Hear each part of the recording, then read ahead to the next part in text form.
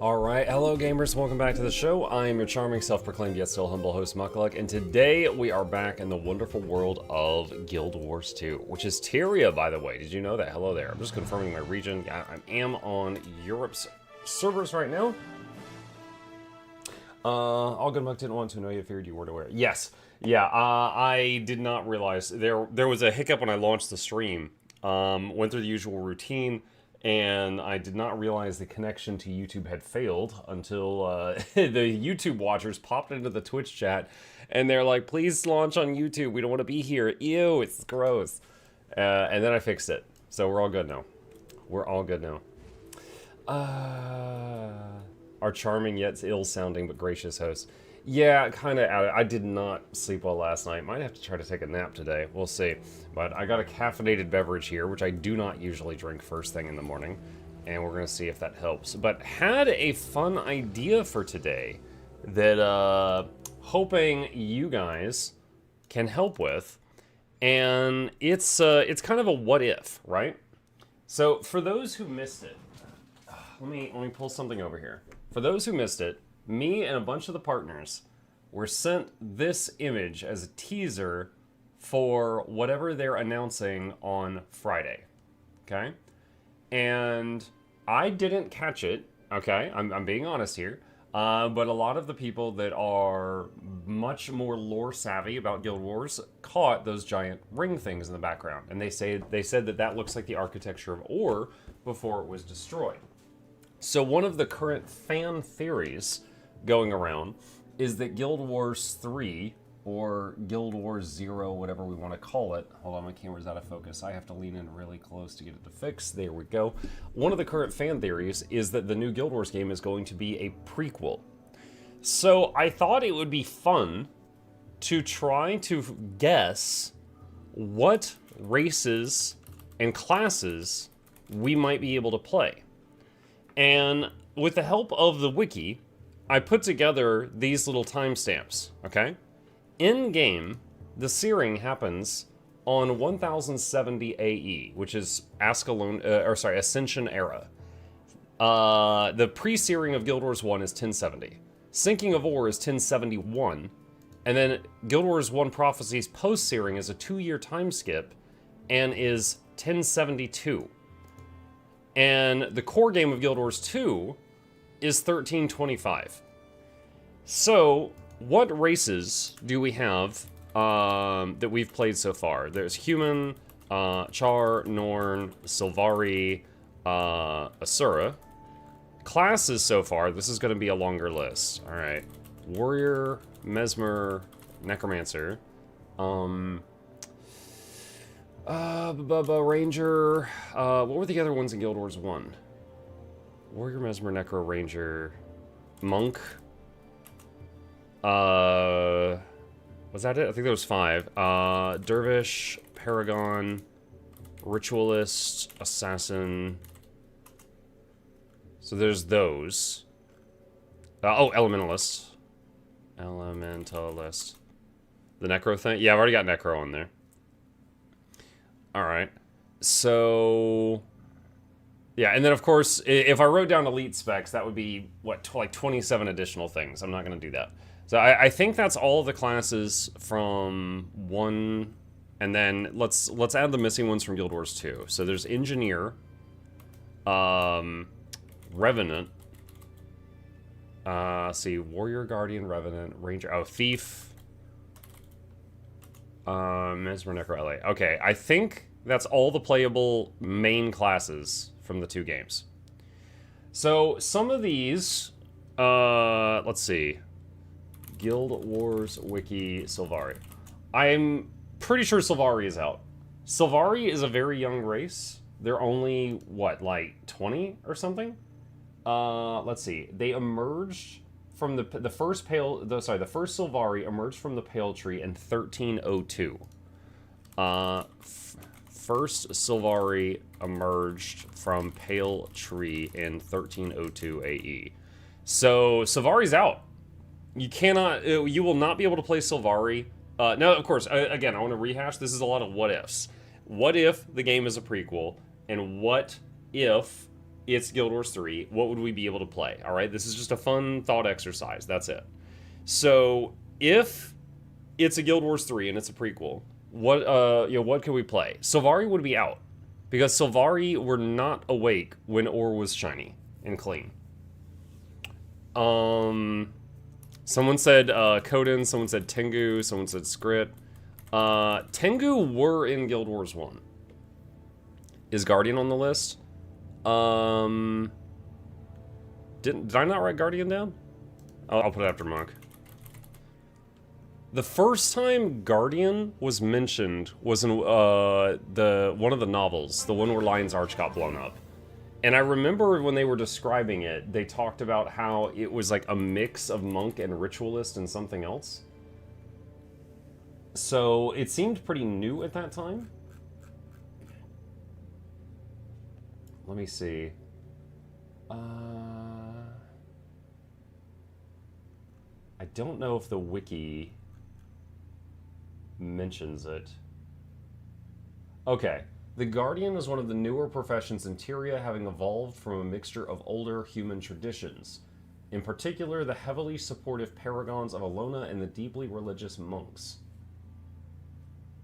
So, Guardian's probably out. Described as a newer profession in Tyria. A mixture of Paragon and Monk. Alright, so exact year is unknown, but I'm guessing Guardian would be out. So that would probably not be available. Human, definitely in. Let's see. Humans made Ore and are on the teaser. Okay, so humans definitely in. Asura, let's see. Asura or Commando? Oh my god, shut up. Asura were chased out of the underground by Primordius, right? I'm wondering if the wiki knows what year that happened. Oh, here it is. The Great Destroyer forced them out of their underground homes in 1078 AE. Forced out of underground from Primordius in 1078 AE. Okay, so the Asura did exist pre-Ore, but they were mostly underground. So it's very possible that they will say that, that they will just not be playable if it's a full prequel. Everyone's saying Ore prequel or time travel, and here I am hoping for Zoteka. What is Zoteka? I find the lack of Cormier stealing our godhood disturbing. Yo, I made a fake Cormier announcement. Nobody liked it. Dwarves.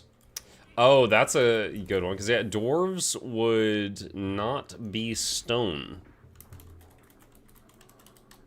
in at that time period, right?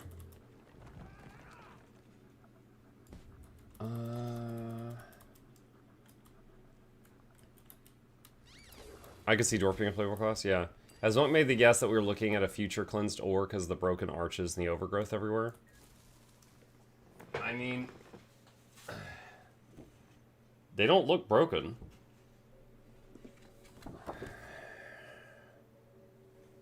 It looks pretty new and shiny.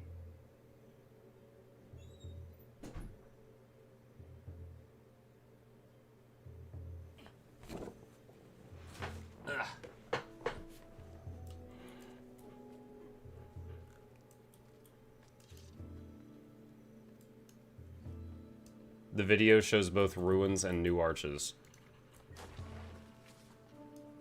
The video? Hang on.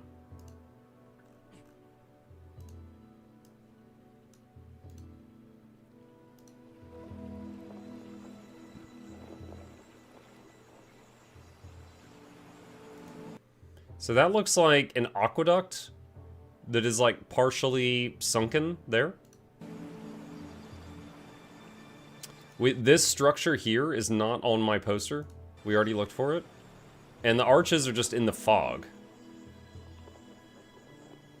I don't see any broken arches. Give me Codans.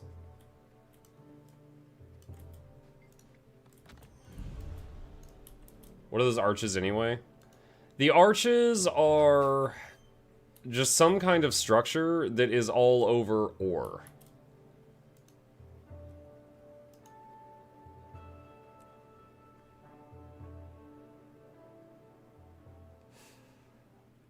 Aqueducts, yeah. I think we're going to go back in time based on the stuff that Vlox is doing. Maybe. Again, this is just a thought exercise, right? So it is very possible that this whole thing is a Guild Wars 2 expansion or something. But I kind of doubt it.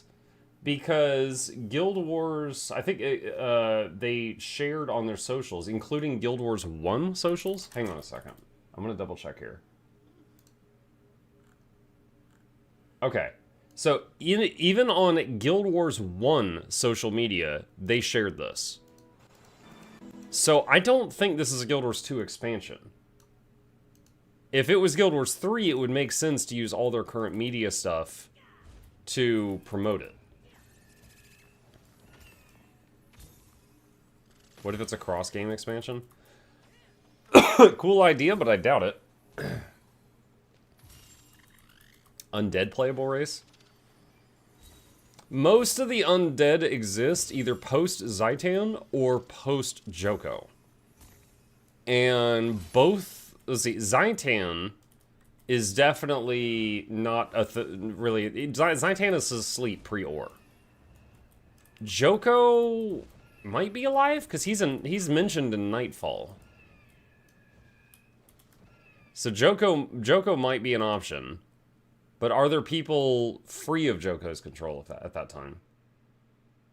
What are the odds of a mobile game? The thing, Guild Wars 1 is their new mobile game. I don't think they're doing all this hype for a second mobile game at the same time.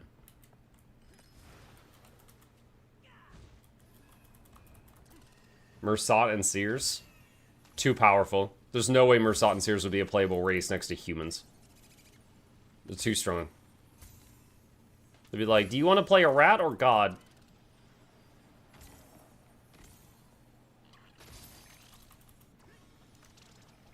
Let's see. What do we know about Char with dates? Let me see. There's a war. Shield creatures, renounced gods, view all life with a hard, cynical eye. Their culture is a military state. Don't know much about Char with dates.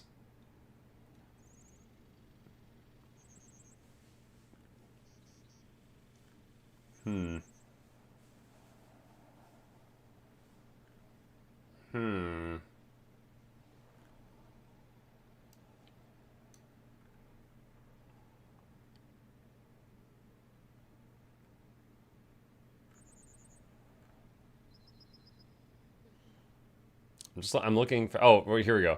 The Char finally resumed the war against humans in 1070 AE with the Char invasion. That's when the Searing was. Is there anything before that? So I guess pre-1070, the Char were fighting each other a lot.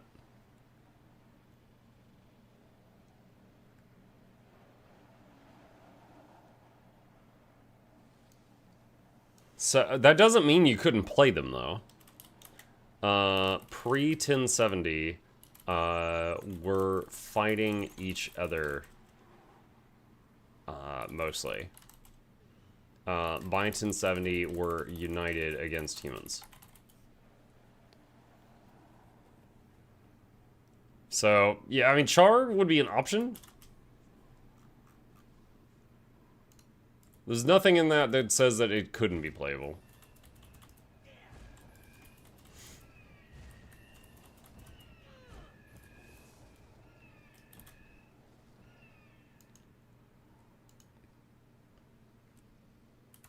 Let's see, Norns. I know Jormag woke up and chased the Norns from the north. I don't know when that happened.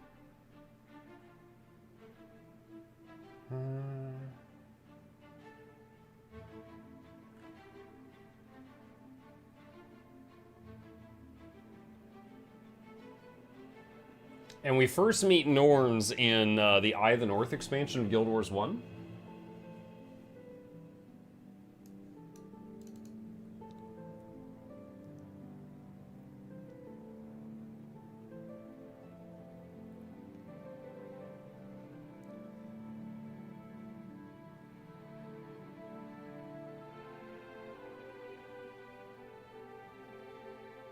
Concept art of Norn children.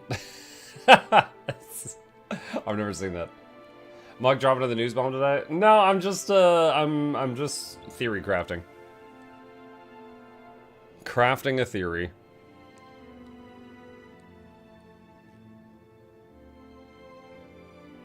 Eye of the North, the sons of Jormag are born in front of Yda Lake. Yeah. And that's what, like 1072.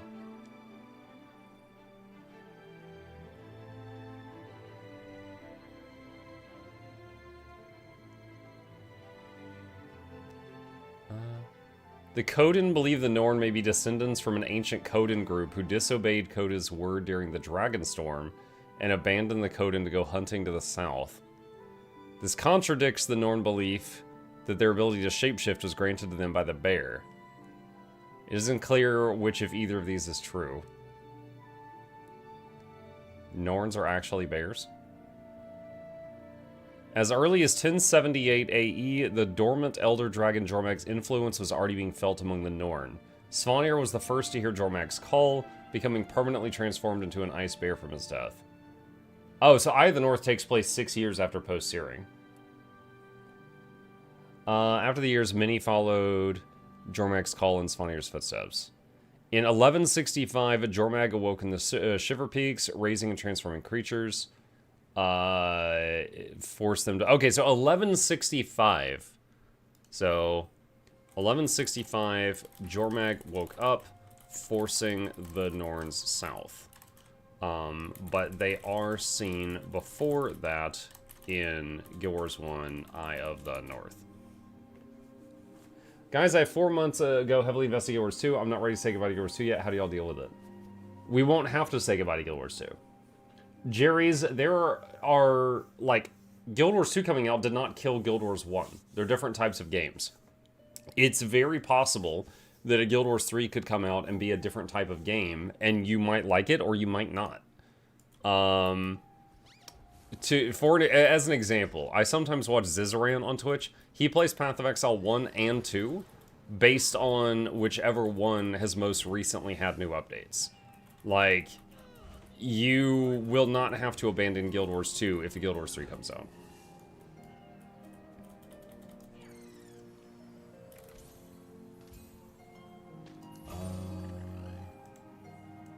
Wait, hang on.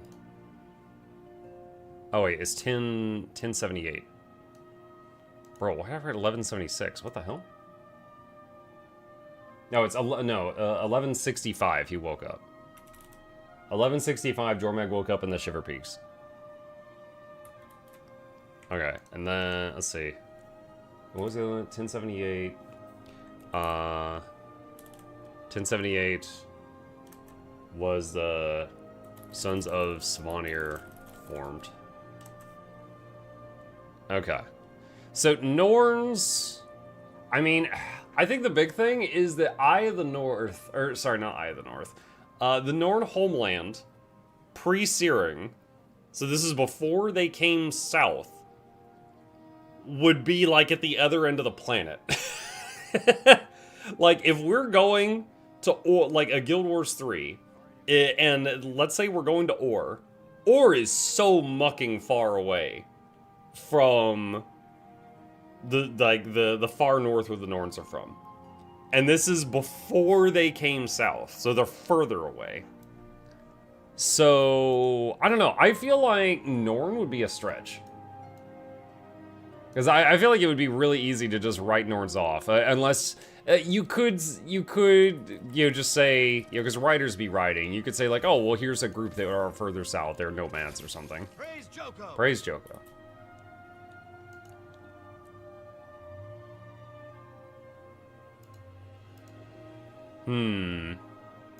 Coden.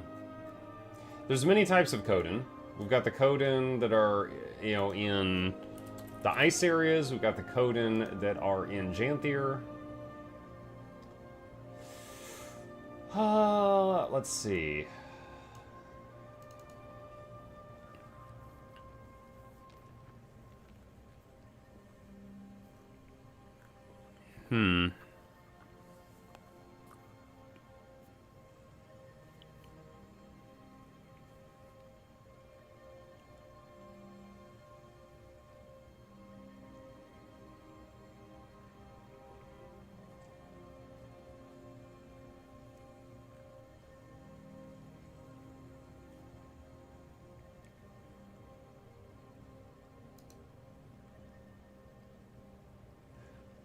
Okay, so once again, 1165 AE, Jormag Awakening unleashed years-long dragon storm that scattered or destroyed the Khodan sanctuaries. Some fled south into the inland sea of the far Shiver Peaks, and reached as far as Snowden Drifts. When the dragon storm finally passed, the Khodan found great frozen chunks of sea, which they saw as gifts from Coda, and established floating cities on icebergs. So 1165 forced them south also.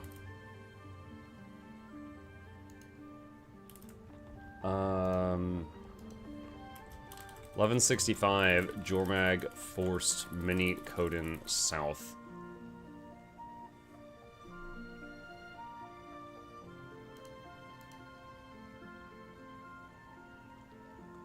As far as Snowden Drifts.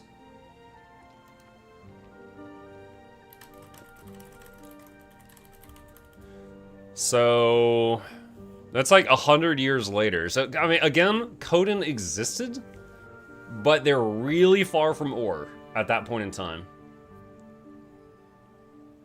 Does it need to be time travel if it's empirical? Yeah. Have you considered the Jotun? No, I haven't really talked about the Jotun yet. Let's see. Wasn't there a Khodan colony somewhere in Ur? I think it was mentioned in Janthier Wilds. A Khodan colony in Ur. I don't know of it.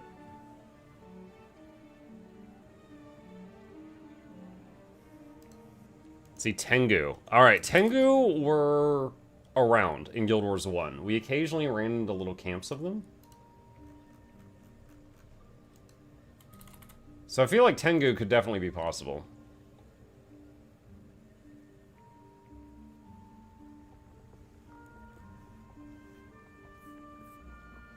Based on community feedback, I guess Tengu and Dwarves are pretty safe bets.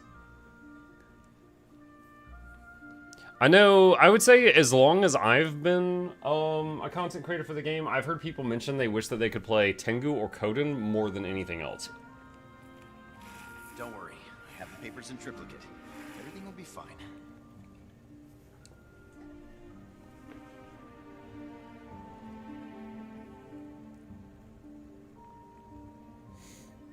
The Tengu Wars.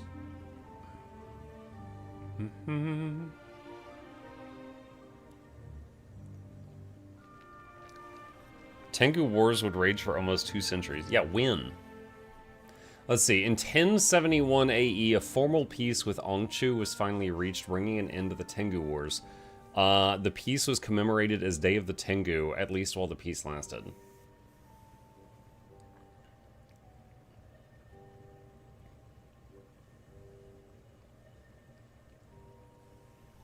(1071 AE), a formal peace with Ongchu. So, 1071, Tengu Wars ended. See, 1080, Empire of the Dragon experienced a surge of nationalism in the wake of the return of Shiro Tagachi and his plagues. That's Guild Wars factions. Alright, so the earliest date that's in here is 1071, the Tengu Wars ended. Oh, wait, hold on. There's something. War with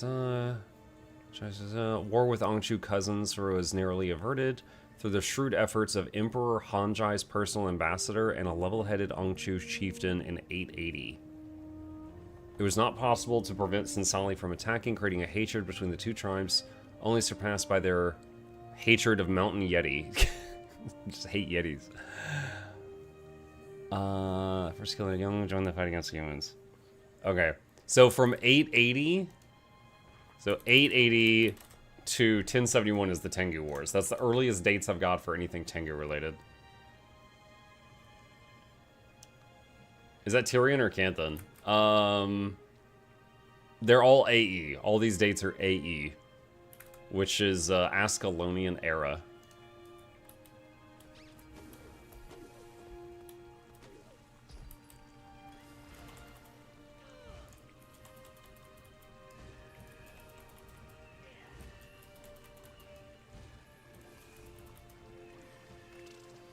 I don't know anyone that wanted Pando. They were introduced.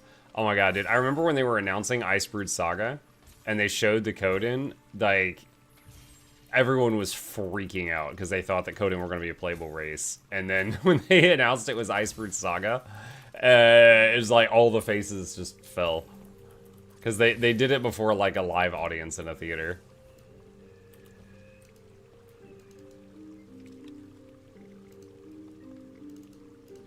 Let's see.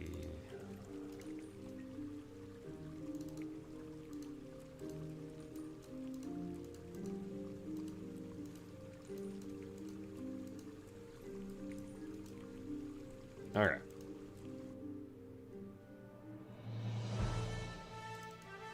That's gonna happen again this week when they announce console? Yeah, we'll see. We'll see. Has the Asura ever been to war with anyone other than the dragons? I mean, the Asura were mostly living underground up until they were forced out, so they might, like, Dredge or something? They might have some underground enemies. Muck, which glyphs for gathering do you recommend? Volatile is the most profitable, like, 90% of the time.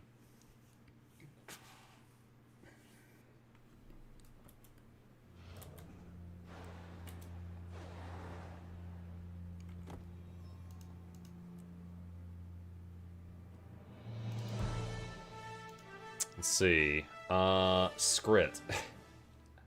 I don't know if they would ever make Skrit a playable race. It'd be funny. Let's see. Are there any dates in here? Let's see. They joined the fight against the dragon Zaitan in 1325. Like the Asura, the Skrit once dwelled in the depths of Tyria. Primordus awoke in 1120. They faced the choice of fleeing to the surface or facing extinction. So 1120, they were chased up from the underground also. 1120, Primordus woke up. And let's see, forcing them to the surface from underground. So, were they ever seen on the surface before 1120? I certainly don't remember any Skrit in Guild Wars 1.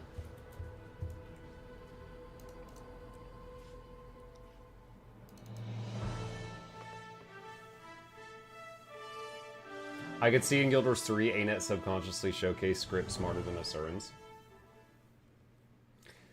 You know what would be funny? Okay, let's say, chat, let's say, again, thought exercise, let's say it is a prequel, okay? What if there's horses?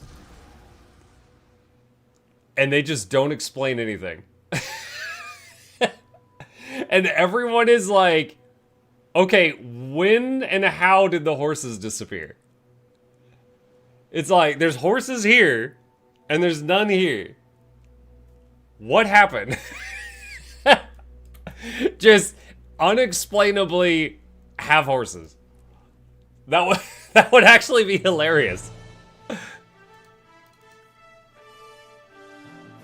That's Vlox's plan? Yeah, Vlox's could have used all his semi-phenomenal, nearly cosmic power to add horses.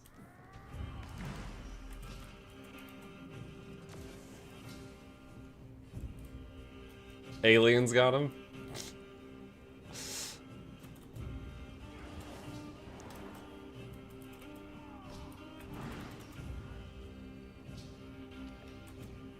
In a raspy Star Wars voice, for some reason the horses returned. No, they didn't return.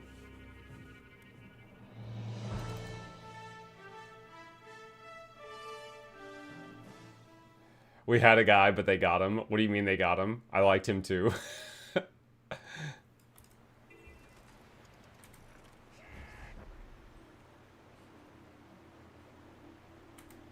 Yeah.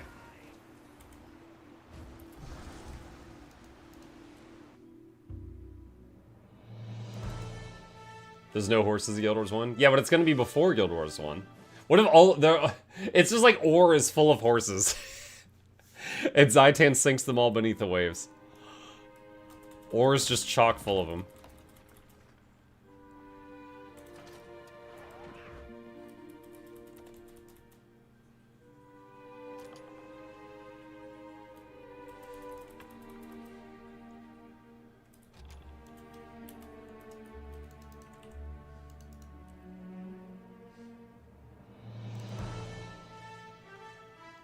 Could always have Centaur as a playable race.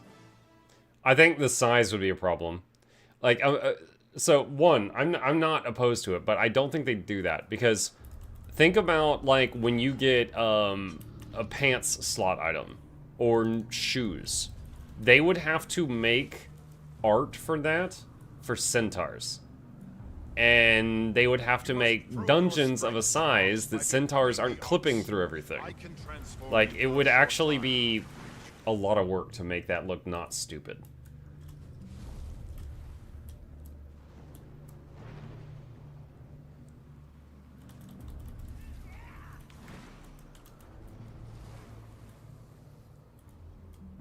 Centaurs riding raptors.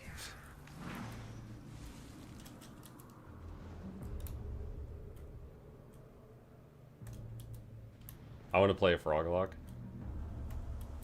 It takes a lot of work to make centaurs look not stupid. Buck 2026. Oh my god.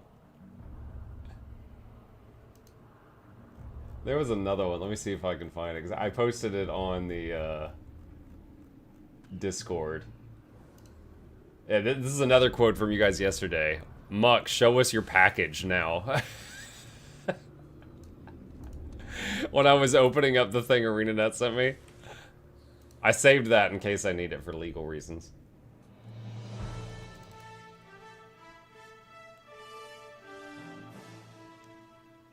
This isn't going to age well when they announce Centaur-centric game on Friday. Guild Wars 3. Somehow, the horses returned. Thanks for showing us your big package. Oh, you're quite welcome. Dwarves. Let's see.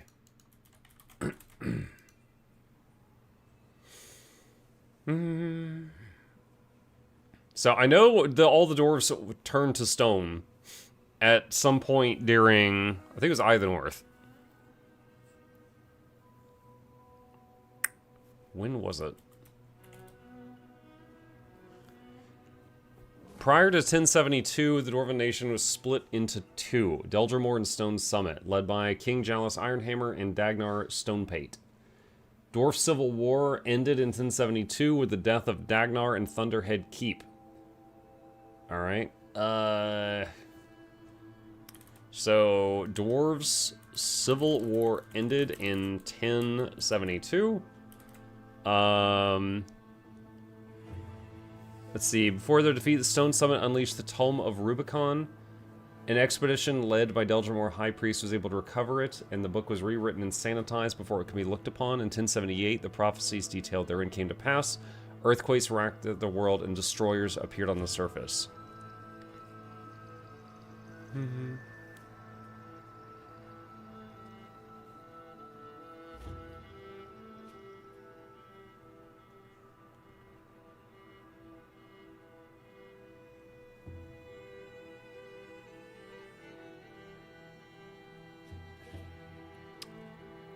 Okay, so right here is the transformation.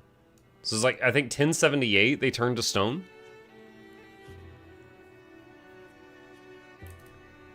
1078 used a power to turn race to stone to fight destroyers. There's a 2,000-year mention.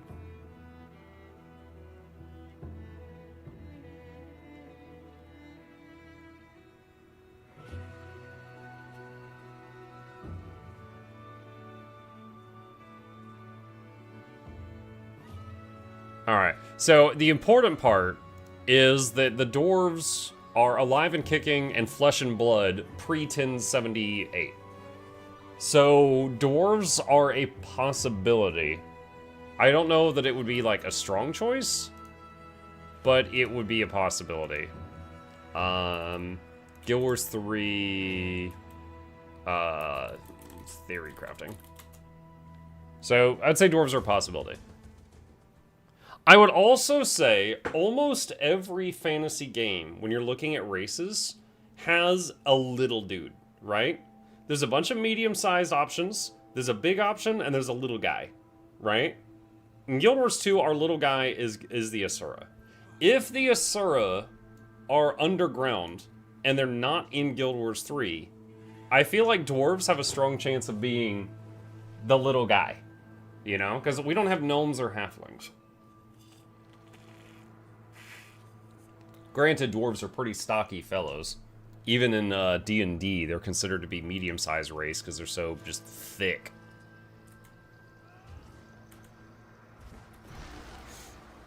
Asura greater than dwarf? I agree with you.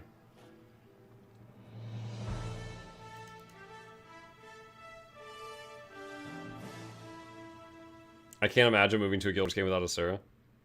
Well, I mean, Asura are not impossible. But I think that this is just lower likelihood.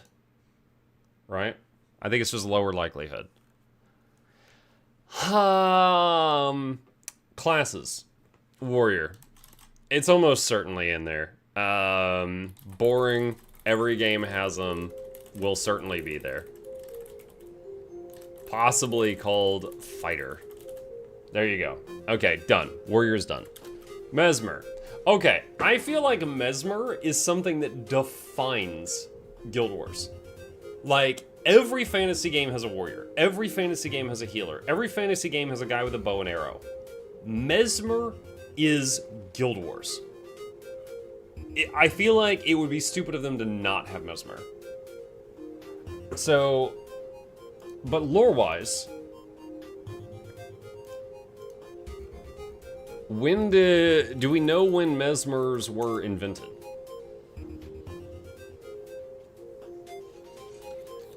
Control F AE. None. Is there a history section?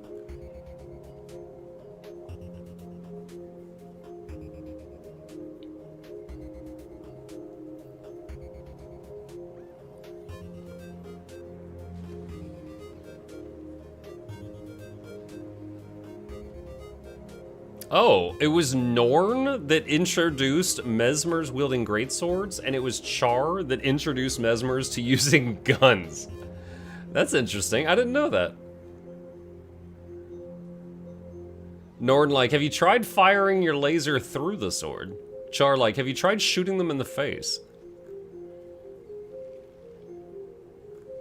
Okay, so there's, like, no dates here.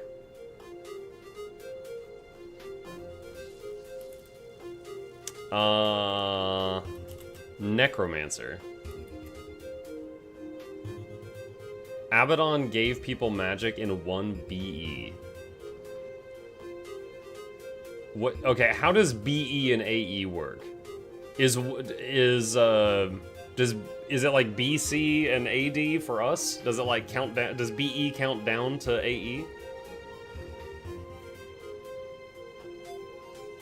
Yes. Okay. Abaddon gave people magic. Okay, hold on a sec. Guild Wars lore, when did Abaddon give people magic? I'm gonna use, let's see. In Guild Wars lore, Abaddon granted magic to mortals in 1 BE, before the Exodus. As the god of secrets. He distributed magic freely, but its overwhelming power caused devastating wars among the races. Nice job, idiot. When humans faced extinction, the other 5 gods sealed the magic away, sparking Abaddon's rebellion. Wait, so what does that mean? Did the humans lose magic?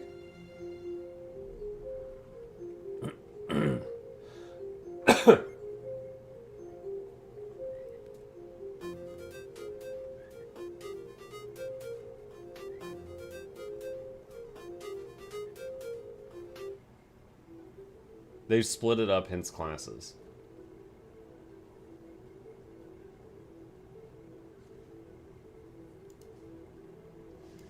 Okay. Alright, so Mesmer, humans have had, let's see. Humans have had Mesmers for a long time. Norns and Shar added more to Mesmers. Great swords and pistols, respectively. Alright. GW2 Wiki has a timeline entry. We just looked at the wiki. Hang on. Timeline. Oh boy. What have we got? Shut up, Bram! I don't even care. Oh, hey, Laura. The old Guild Wars 1 lore about the humans giving and taking away magic is a bit odd. In Guild Wars 2, we learned that that was mostly just human legend, i.e. the gods did not make the bloodstones at all, the seers did. Let's see. 1. Abaddon gives magic to the races of Tyria, resulting in wars emerging across Tyria. Doric journeys to Ara and pleads with the gods take magic back. The gods rescind the magic to Tyria to Bloodstone, sealed with Doric's blood, and stored in the volcano Abaddon's mouth. What the fuck? To prevent anyone from ever wielding over all magic again. Abaddon begins to transform the Marganites into demonic beings, beginning with Jadoth. Abaddon declares war on his fellow gods and assaults the gates of heaven. Less than a year later, Abaddon sucks. He's defeated. Okay. So, when the magic was sealed, did humans still have magic?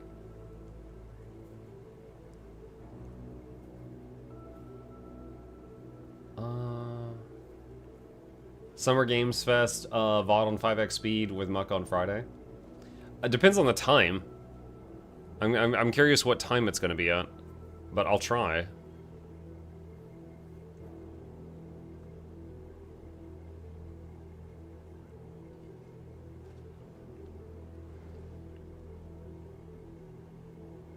Wait, what?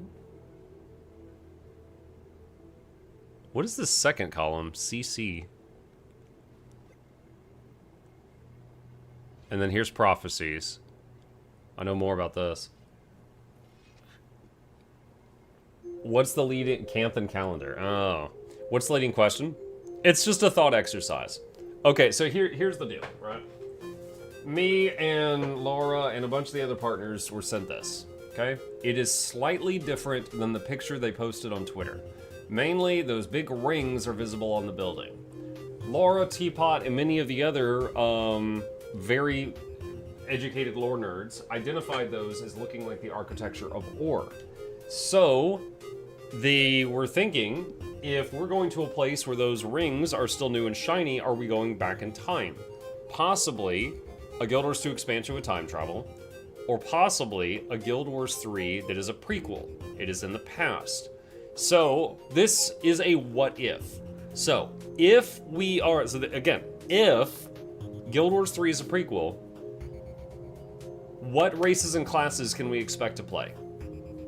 That's the thought exercise.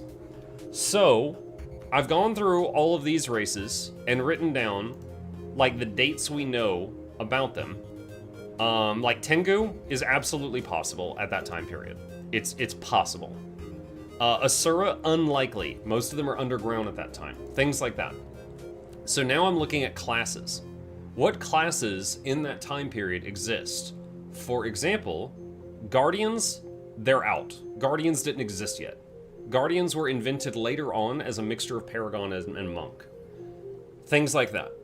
So, basically, I'm looking at timelines and trying to figure out what things have a chance of being an option for us.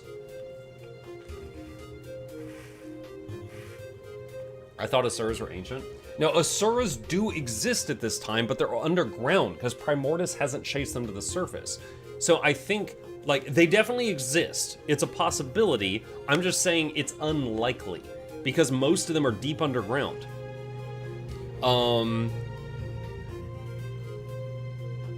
What do you think about Elementalists? Well, based on what I just learned about humans and magic, it's possible.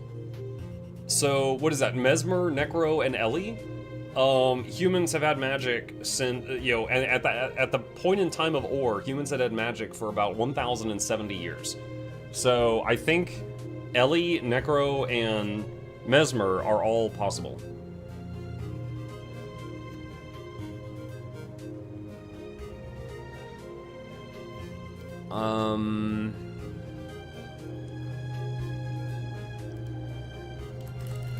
Humans have had magic for 1,000 years at this point. Neighbors mowing their lawn. Possible. I'm gonna put that for Ellie and Necro also. Okay, Ranger. I feel like Ranger is a definite maybe. Just kind of like Warrior. Ranger is a very standard class in fantasy MMOs. And it could be different, right? But I feel like it could be there. Simple class could be there, but might be different. Right? So like Ranger in Guild Wars 2 has, you know, in Guild Wars 1 combined, they can summon spirits, they have an animal friend, they're often perceived as an archer, they have limited amounts of nature magic, such as like summoning vines to entangle foes, things like that. But a Ranger, you got like Aragorn from Lord of the Rings. A Ranger could simply be a guy with bow and arrow, which might or might not have an animal companion, and might or might not have nature magic. So I think Ranger is a definitely there. They're gonna want to have an archer, but how they implement it, I don't know. Okay, Monk. All right, I know quite a bit about Guild Wars 1 Monk, but not lore.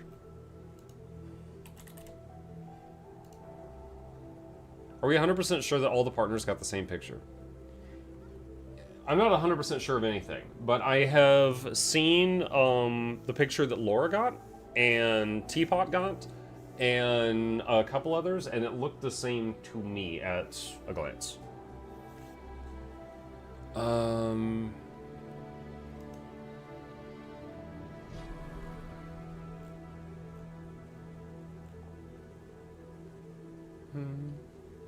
Monks created a direct link to human gods to heal and shield allies. Did monks get their power during the Abaddon thing?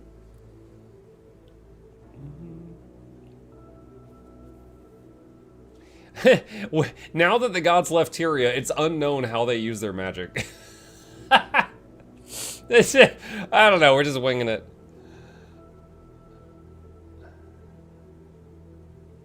Balthazar gives them their smiting prayers. Yeah, and he dipped out.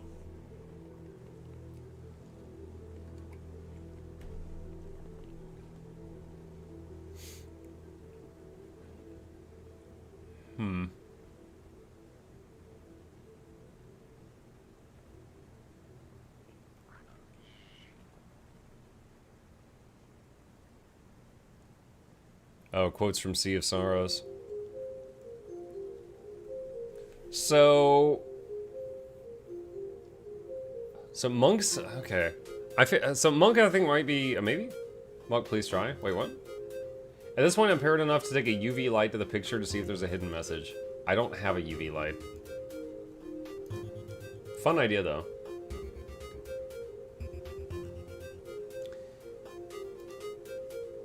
Do you think they would introduce a Holy Trinity? Might influence which classes will be available. I don't know. In Guild Wars 1 and 2, they didn't do that. So, I truly don't know.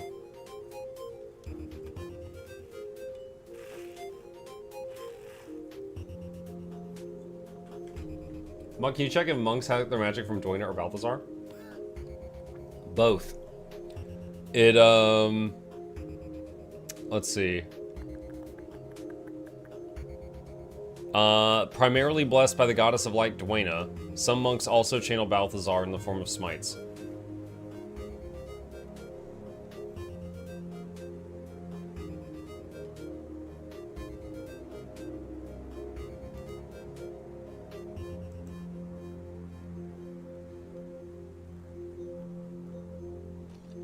Oh, one of the oldest known professions in Tyria. That's a line.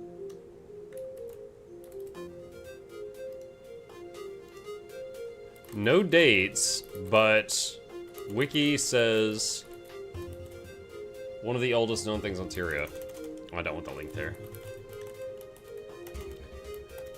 Only Warrior probably the oldest. Well, I mean, I think we all know what the oldest profession is, but PG stream. Warrior's probably second oldest. Okay. Dervish. Don't go there. I didn't go there. Dervish. Now, Guild Wars Nightfall is the only Guild Wars thing I've never played. Yet. We'll get there at some point. I know dervishes use a scythe and they spin.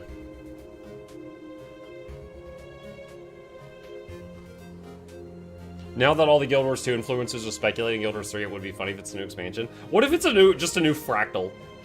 Oh my god, the rioting. The rioting that would happen. Like, they over-advertised a new fractal. Alright, their origin dates back to Shattered Dynasty. Oh my god. When was this? Shattered Dynasty started in 583 AE. Okay. Dates back to Shattered Dynasty, which was... Oh shoot, where did it go? 583 AE. Okay. So chat, that means Dervish is possible during that timeline. But they're really far away. So Or is here, right? And dervishes would be like over here in the desert. And we don't have waypoints. So it's possible, but unlikely. Just like Norns and Codens exist, but they're up here at this timeline. Because Jormak hasn't chased them south. So, possible. Like, low likelihood, but possible. Alright. Paragon.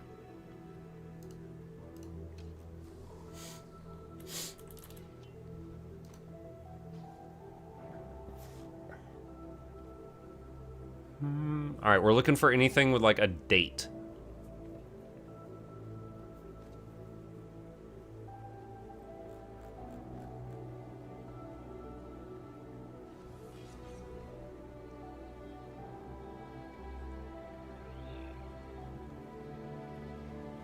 In the past, the spear and shield-wielding fighters were a favored specialization among storied sun spears. However, the practice faded into obscurity after the second coming of Palawa Joko.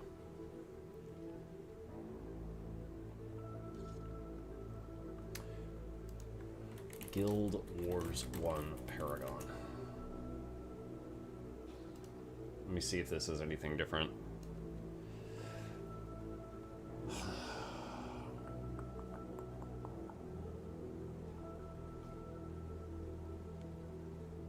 They are the tallest characters of humans.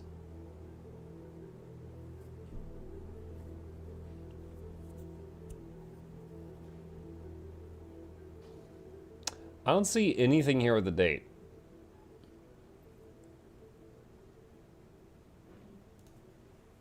Let's see. I'm gonna ask Google AI and see if it finds anything on the internet. In Guild Wars lore, what year in game do paragons does the paragon profession date back to? Let's see what Google AI says. Ancient Elonian antiquity. Established long before the events of Nightfall, these elite spear-wielding champions originally served as the guardian angels of Elona.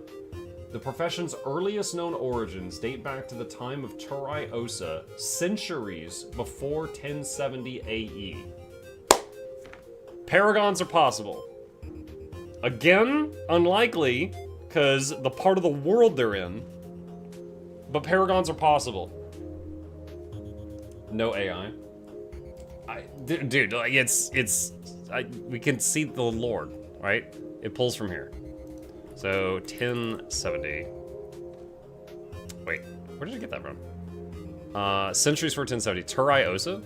Hold on. Search for Control F Turai. Osa. Let me see. Date back to the time of Turai Osa, when heroes and devout followers of the gods first marched into the Crystal Desert. Muck, you should put a tinfoil hat on for this. No. It's just a thought exercise. That's it. Following the rise of unknown, let's show you sun spears are crushed. What's the speculated timeline for the new expansion? Bro, we barely know anything. We know we know one image. We know one image, and in that image, there is that structure, and Laura and Teapot say that that is possibly the Temple of Ara in ore before it was mucked up. And if this is before it was mucked up and everything's pretty, then this is in the past. Which means time traveling Guild Wars 2 expansion or Guild Wars 3 is a prequel. So we're just doing a thought exercise based on that. Yeah.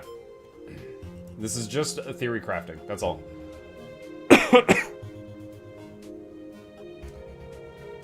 Alright. This is the best thing I have found so far, so I am going to write this down. Alright. Ritualist. Alright. Let's see. Doing the search. In Guild Wars lore, Ritualist doesn't have an exact founding year. It's considered one of the oldest professions on Tyria. The practice predates both the founding of the Canthan Empire and the granting of magic by the Six Gods. Wow. It predates the granting of magic?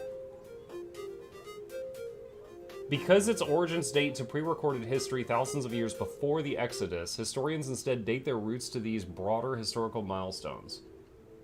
The Bloodstone era and before the Exodus.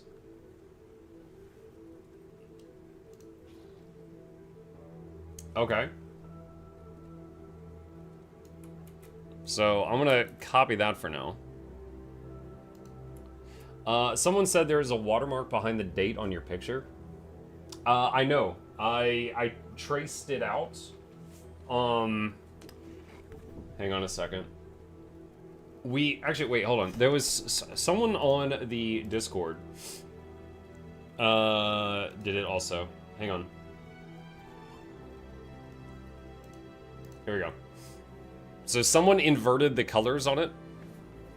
And you can see this thing. Yeah, it's like a weird design. And yeah, we've not been able to match it anywhere else.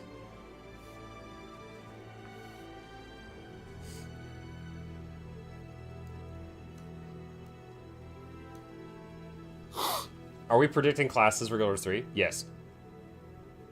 Eternal Alchemy? Maybe. Alright. Let's do the same search for Assassin. Dates back well over a millennium prior to standard timeline, originating in the southern continent of Cantha.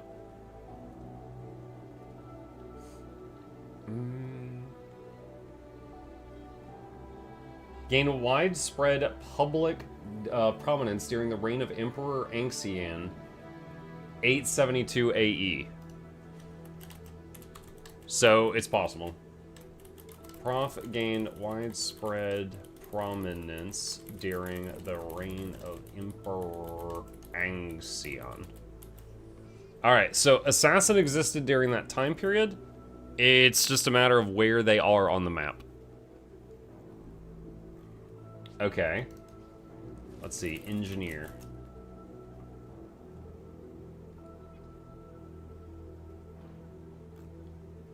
In Guild Wars lore, the engineer profession was developed by the Char Iron Legion during the 250-year gap following the original game. Does not date back to Guild Wars 1. Engineer is out, chat. Engineer mains, get out of here. You're done. Revenant.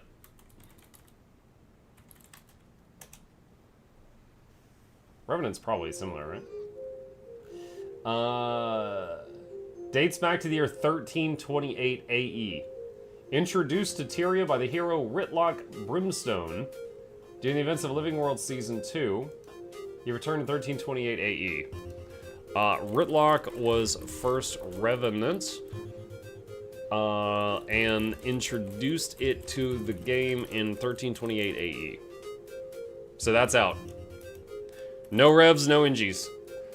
Thief has got to be there because they steal shit. All right, Thief. Dates back to the establishment of Tyrian civilization. Yeah.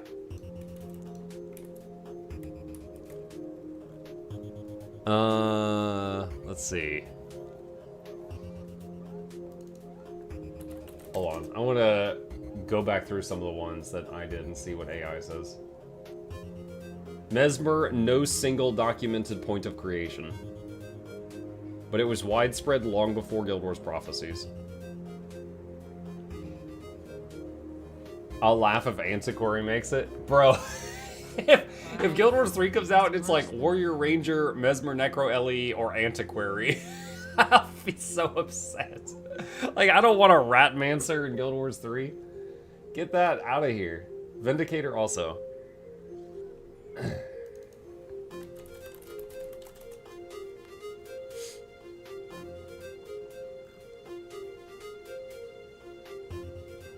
Okay, Necromancer dates back to pre-1VE.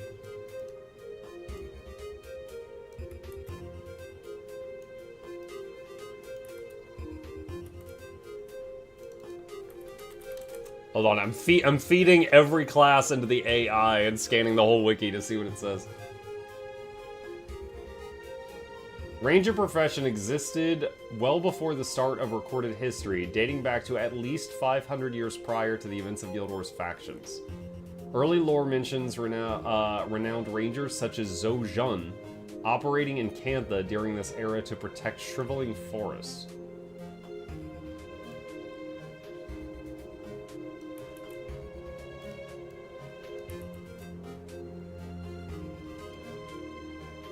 Alright. Is it weird that a Warlock does not exist in the Guild Wars universe? Well, we don't really have... Okay, so Warlocks typically are like a deal with the devil in fantasy, right? Like a Warlock makes a pact with a higher being, such as a... like a demon or a devil, things like that. That's like Dungeons and Dragons. But then you've got Warlocks in World of Warcraft that basically they just practice kind of like witchcraft, and they enslave smaller demons and make them do their bidding, like Fellhounds and Voidwalkers and things like that. So the big thing is, in Guild Wars, do we have demons? And the closest thing I can think of is the Cryptus. But that's pretty new. Isn't a Warlock a Necro? No. Necromancer is typically like raise undead from the ground, like, you know, make pet skeletons, deal with souls and spirits. Warlock is usually, I enslaved this demon and I make it fight for me. Things like that.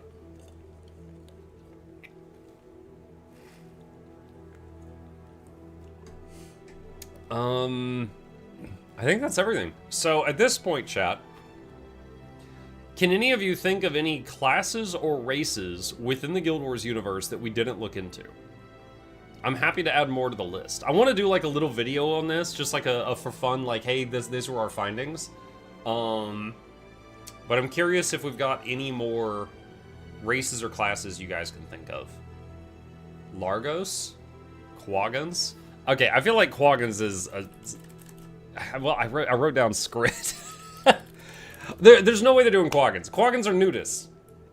They would have to do all the art for the gear and equipment you loot on nudists. Jotun? Alright, what year in-game does the... Largos race date back to? Okay, hang on. Seer and Mursad are way too powerful. There's no way we would get to play those. If you could choose a human or a god, like, are you kidding? Largos, origin, unknown in time. They date back to the deep uncharted oceans of the far north.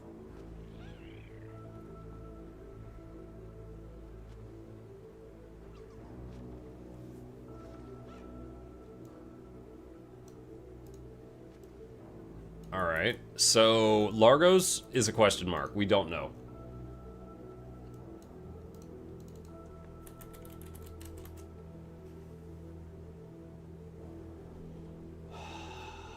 Let's see, Quaggan.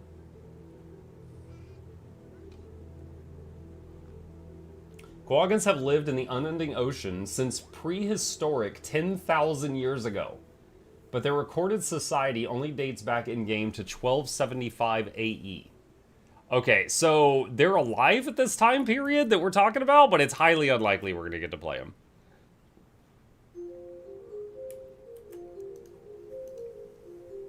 Didn't ANET say in the past that having multiple playable races limited them on what they wanted to do with armors? Yeah, something like that.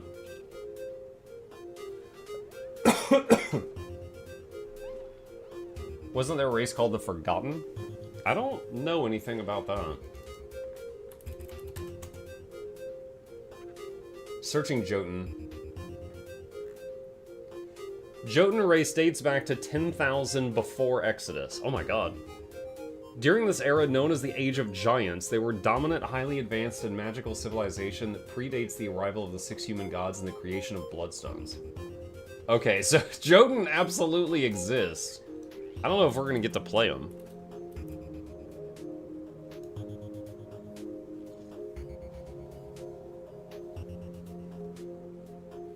By the events of the games, beginning in 1070, the Jotun were reduced to scattered, mostly primitive tribes inhabiting the Shiver Peak Mountains.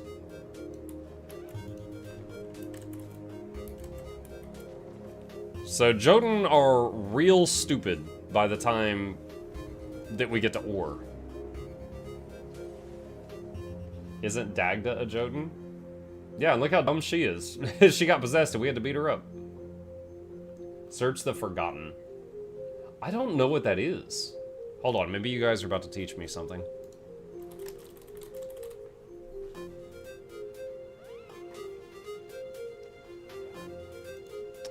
Guild Wars lore, the Forgotten. Ancient, highly advanced let's scroll down. Ancient, highly advanced race of upright, four-armed serpents originating from the Mists. Are these different from Naga? Serving as stewards of Tyria and protectors of the dragon champion Glint, they were pivotal in shaping the world's history, preserving magic, and fighting elder dragons. This seems like it'd be way too powerful for us to be playing. This seems like a Seer Mursat category. So I'll tell you what, I'll make like a thing. Seer Mursat the Forgotten. Guys, look at me! I'm Way so too curvy. freaking strong. There's no way.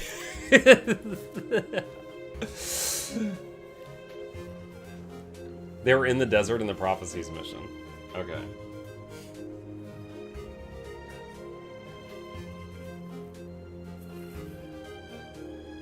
Crate though? Yeah, Crate in Guild Wars is basically Naga from other games. Don't forget dwarves. I have a dwarf section right here. Dwarves are possible. They were in the Civil War until 1072, and they all turned to stone in 1078. But if this is happening before that, it's possible. What about Hylek? The frogs?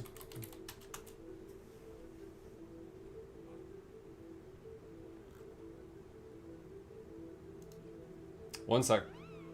Exact year or era of Hylek's creation is unknown. Their history was passed down orally among scattered tribes. No written records exist to pinpoint their origin. However, they are classified as one of the ancient indigenous species of Tyria. Ancient makes me think maybe.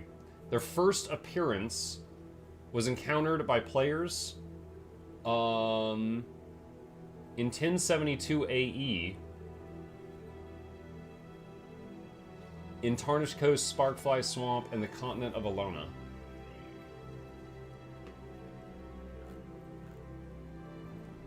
I mean, so possible? Like they are alive. We could run into them. Search Choya? Oh my god. We're not gonna get to play Choya. I'm gonna search it, but you're dumb. The exact in-game year of the Choya race's origin is undocumented. However, they are historically tied to the Crystal Desert in Alona, meaning they've naturally existed as indigenous species in those regions alongside the Elder Dragons for centuries.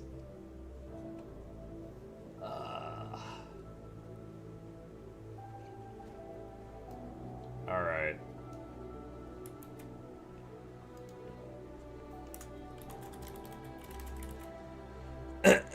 You got Coda in there? I got Coden in here, yeah. Right here. Playable Elder Dragon? Oh, shut up. How about Ventari's people? We're not gonna get to play Centaurs. Oh my gosh.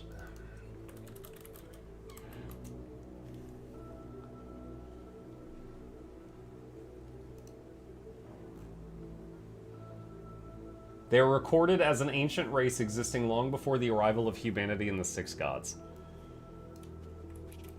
Centaurs can exist in this time period.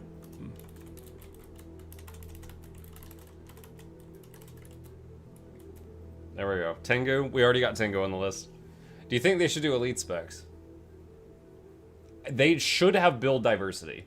Like, if they just have these classes and there's no, like, talents or traits or specializations, I'm going to get bored of the game so fast. Largos, we only know that they hunt for sport, like predators, but they are super secret with their culture and highly advanced underwater fighter. Centaurs doing jumping puzzles? Oh my god. Okay. Don't Largos have to go underwater to survive? Well, they got those mask things. Like, we meet the Largos lady with the blue thighs on land inside, that ore base. Where is it? Here? Like, Fort Trinity? She comes on land in Fort Trinity and talks to us multiple times during the story. Do you think they'll add underwater combat? I hope the whole thing's underwater. It's like, the game will be about the moment ore sunk, and the whole game plays underwater. All of it.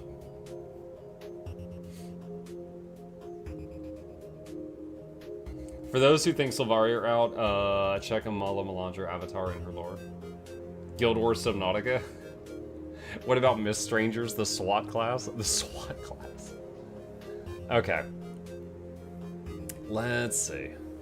Can't have fishing if already 100% underwater, yeah. So, I think we got everything. Isn't the Mist Stranger another god? No, the Mist Stranger is the, they revealed his identity. It's the Conduit.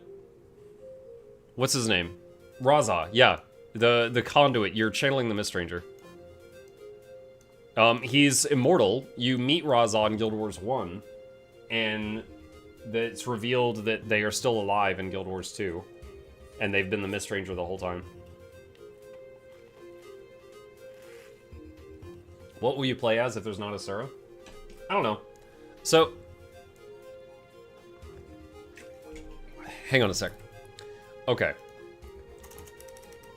All right. Race options.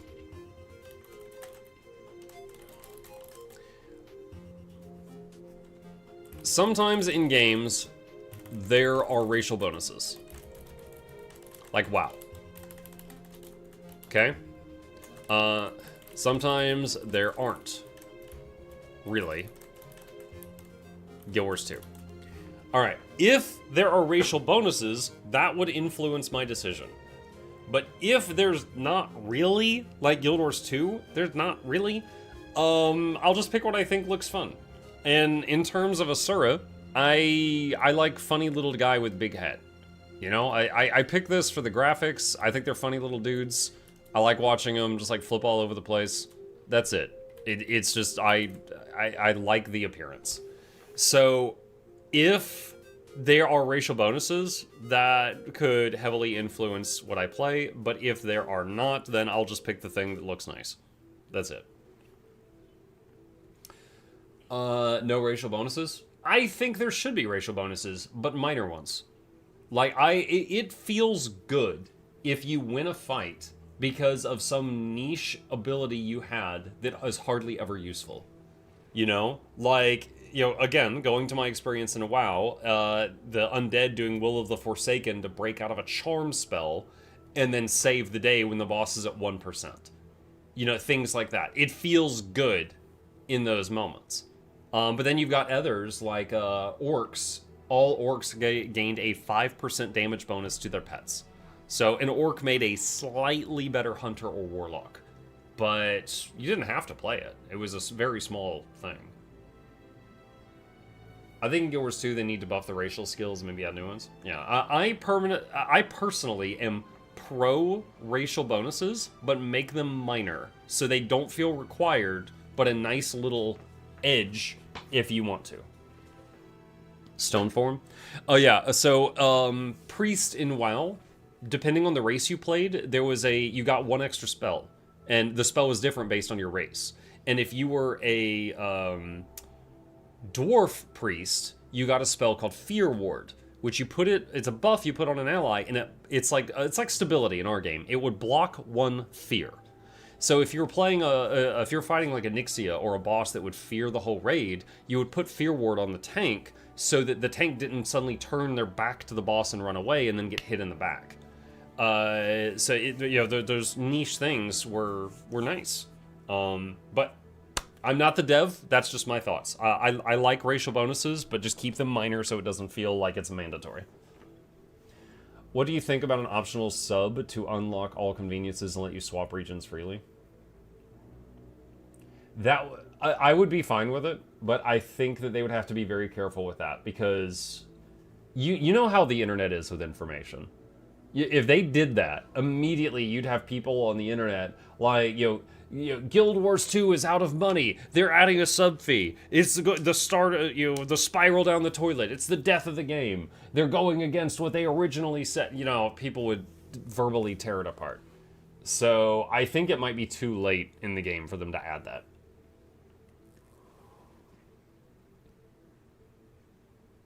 Guild Wars 2 races have race-based skills. Right, that's why I said not really. And the reason I said not really is in Guild Wars 2, the race-based skills suck. Right? Also, they're blocked in most content.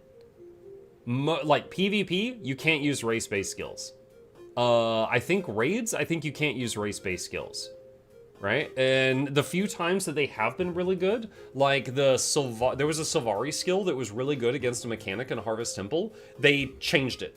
They're like, we don't want raids to only bring salads. And then they changed the mechanic to not work with that. So, in Guild Wars 2, racial bonuses? Not really. Not really.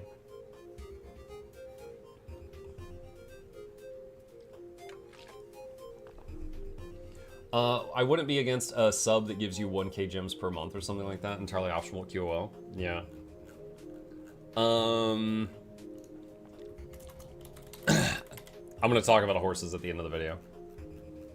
The vegan raid, that's right.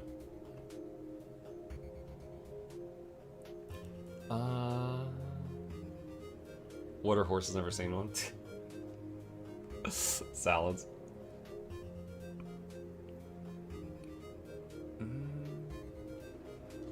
Think we'll have a mount in Core Guild Wars 3? I don't know. I don't know. Not sure. Okay.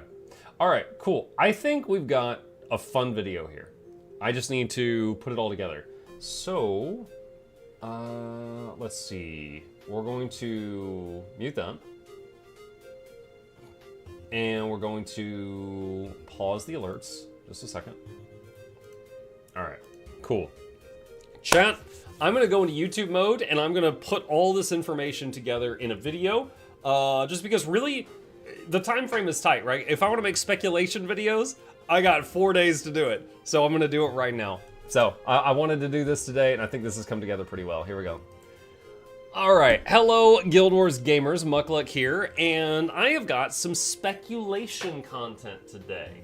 Not usually my forte, but I was feeling very inspired. So I want to recap really quick. For those who are not caught up on the news, me and many other partners were sent this teaser image that says, raise your banners, and that's an American date. That's this Friday, okay?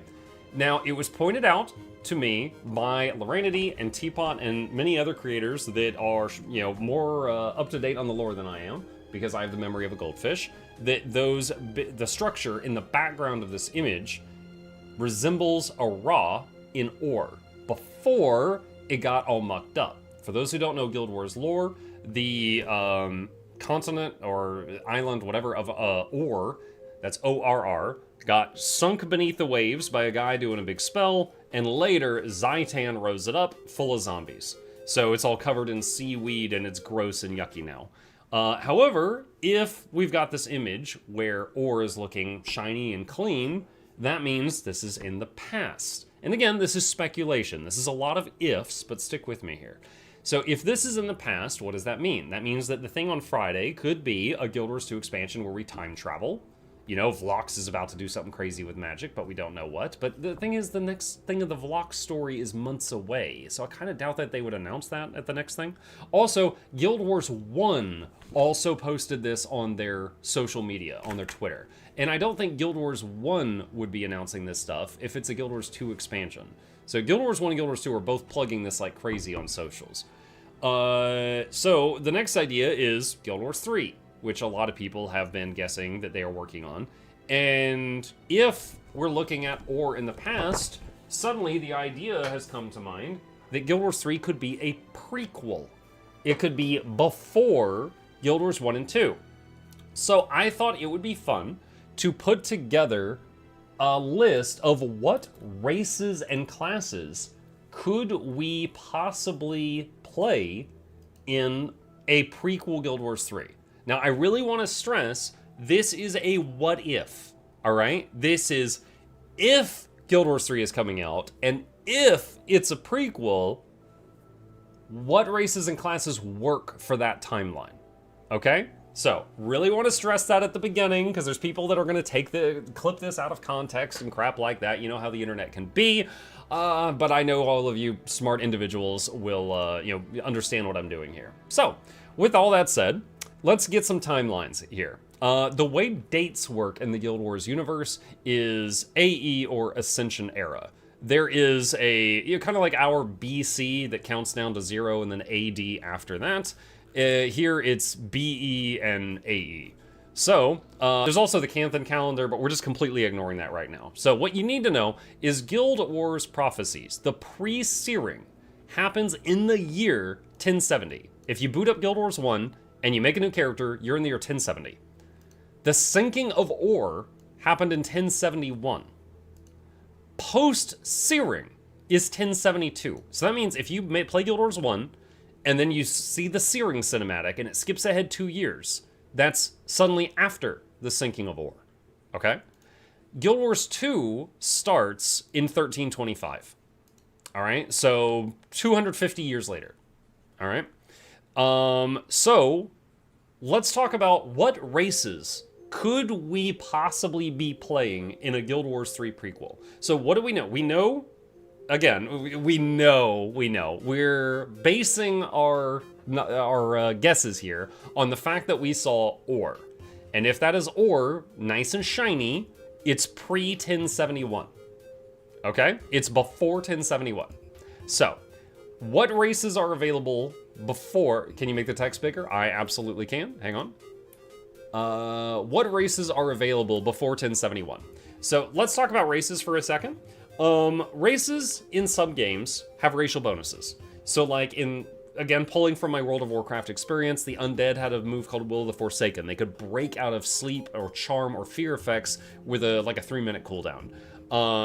The orcs had a 5% damage buff to any pets they had. So if they was an orc warlock, because orcs had a lot of lore with like demonology, then their pets did 5% more damage. Now pets were a very small part of their damage, so it wasn't a big thing, but it was a small thing. I personally like racial bonuses, and if the game has racial bonuses and there's different races, that's going to influence what I play. But if it is a game where there's not really racial bonuses and we just pick whatever we think looks pretty, then that's kind of like how Guild Wars 2 is set up. And of course, Guild Wars 1 is purely you only play humans. That's it. Guild Wars 1, you only play humans, and Guild Wars 2, we've got 5 options. Okay, so races. We got a long list here. Humans, they're definitely an option. They were, humans made ore, and they're on the teaser poster. Humans are definitely in. Char. Pre-1070, they were mostly fighting each other. Civil wars, tribes fighting each other, stuff like that. However, by the year 1070, they united because they all hated humans that much. And 1070 was when they did the searing and they blew up the human city. Okay? So Char do exist pre-1070. However, they're mostly killing each other. So... maybe, like, it is possible the writers could add some Char as a playable race. All right, Norns. In 1078, the Sons of Svanir were formed. That happened in the Guild Wars 1 Eye of the North expansion. In 1165, Jormag woke up, which forced all the Norns south from the northern mountains. But they are seen in Guild Wars 1 Eye of the North. So, let's pretend, using our imagination, that Guild Wars 3 takes place around Ore. Okay, that's here. Now, the Norns are currently here, but that's after Jormag chased them down from the far north. Okay? They were running for their lives from this dragon that they couldn't beat. And there's no waypoints pre-1070. Alright? So, is it, like, Norns exist in that time period, but I think it's unlikely we'd run into any. If the story takes place down here, I think it's very unlikely we'll run into any Norns. So, that one is possible, but unlikely. Sylvari. They're out. Salads, you're good, you're done. The first Sylvari was born in 1302. This one is just no. It's not gonna happen. Asura. The Asura exist, but they were forced out of the underground from Primordus in 1078 AE. So they exist, similar to Norns. It's possible, but unlikely, because they're mostly underground. They're down there, they're fighting the Dredge, they are hating on Skrit, there's occasional destroyers, but they're underground, and most of the people on the surface have never seen one. Alright, so possible. We do meet some Asura in the Eye of the North Guild Wars 1 expansion, which is a couple years after what we're talking about, but again, it's simply unlikely. Coden, the Bears. In 1165, Jormag forced many Coden south as far as Snowdin Drifts. So, Coden are in the same boat as the Norns, okay? Coden were mostly up here. Jormag woke up, they were like, oh my god, dragon! And they were forced to run, and some of them got as far south as Snowdin Drifts. Okay? Before that, they were mostly up here. And some of them ended up, over here in Janthier and stuff like that. again, possible, unlikely, unless there's like another tribe that we don't know about, but it doesn't seem likely, but it's possible. They do exist. Tengu. I was not able to find a ton of information on this, except that from 880 to 1071, the Tengu were at war. So during this time period that we're talking about, the Tengu are mostly at war. So it's possible they were seen in Guild Wars 1 in the grassy areas. We met a few of them there, and there's a bunch of them over in Cantha, which is like 10,000 miles away. So Tengu is possible. They are a little occupied killing each other, but it's possible. Tengu are possible. Skrit. Similar to the other underground races, Primordus woke up in 1120, which forced them to the surface. I just realized the Skrit wiki page said 1120, the Asura wiki page said 1078. So I don't know, but maybe just they were in a different part of the underground and it took Primordus longer to reach them. I do not know. But the Skrit were also chased out of the underground, similar to things like Dredge and Asura, when Primordus woke up and everything started getting lava-y and demonic down there. So the Skrit were never seen in Guild Wars 1, and they're mostly underground at that time period. So they are alive. It's possible. Unlikely, though. Dwarves. Dwarves had a civil war that ended in 1072. There were mainly two dwarven factions. In 1078, they were faced with impending death from destroyers, just waves of them. And they used a power to turn their race to stone to better fight these things. And most of the dwarves were turned to stone at that time. There are a couple of stone dwarves that we run into, or remnants of them, in Guild Wars 2. In Guild Wars 1, you see them turn to stone, like you meet them while they're flesh and blood, and you see them when they turn to stone. And most of the stone dwarves die fighting the destroyers to hold them off. So during the time period that we're discussing, dwarves are alive and they are flesh and blood. So, it's possible. It's possible. I don't know where they're located. I know that in Guild Wars 1, for example, just outside of Lion's Arch, there is an entrance to the underground and you run into some dwarves. So I don't know if that you can literally say that they are underground, like right here. I'm not sure if it's that cut and dry, because that same dungeon entrance is also right outside of multiple other cities, or if that was just for the sake of gameplay. But they are alive in flesh and blood at the time period we're talking about. Largos. The blue thighs. In Guild Wars lore, the exact year the Largos race originated is unknown in-game. They are considered a recently emergent species and closely guard their history. That's what it says on the wiki page. I don't know. I feel like, they're so secretive, it's unlikely that we are going to get to play them. I feel like it is highly unlikely. Let's see. What's up, Bangor? I'll check that out afterward. I'll check that out after. All right. So some of these I wrote down just because chat was bugging me too, and I don't think it's likely at all. Quaggins are nudists. For that reason alone, I don't think we'll get to play Quaggins because they run around butt naked all the time. But in Guild Wars 2, while the Quaggins have lived in the unending ocean since a prehistoric dragon rise approximately 10,000 years ago, their recorded society only dates back to 1275 AE. So, the Quaggins are alive. They're as old as dinosaurs.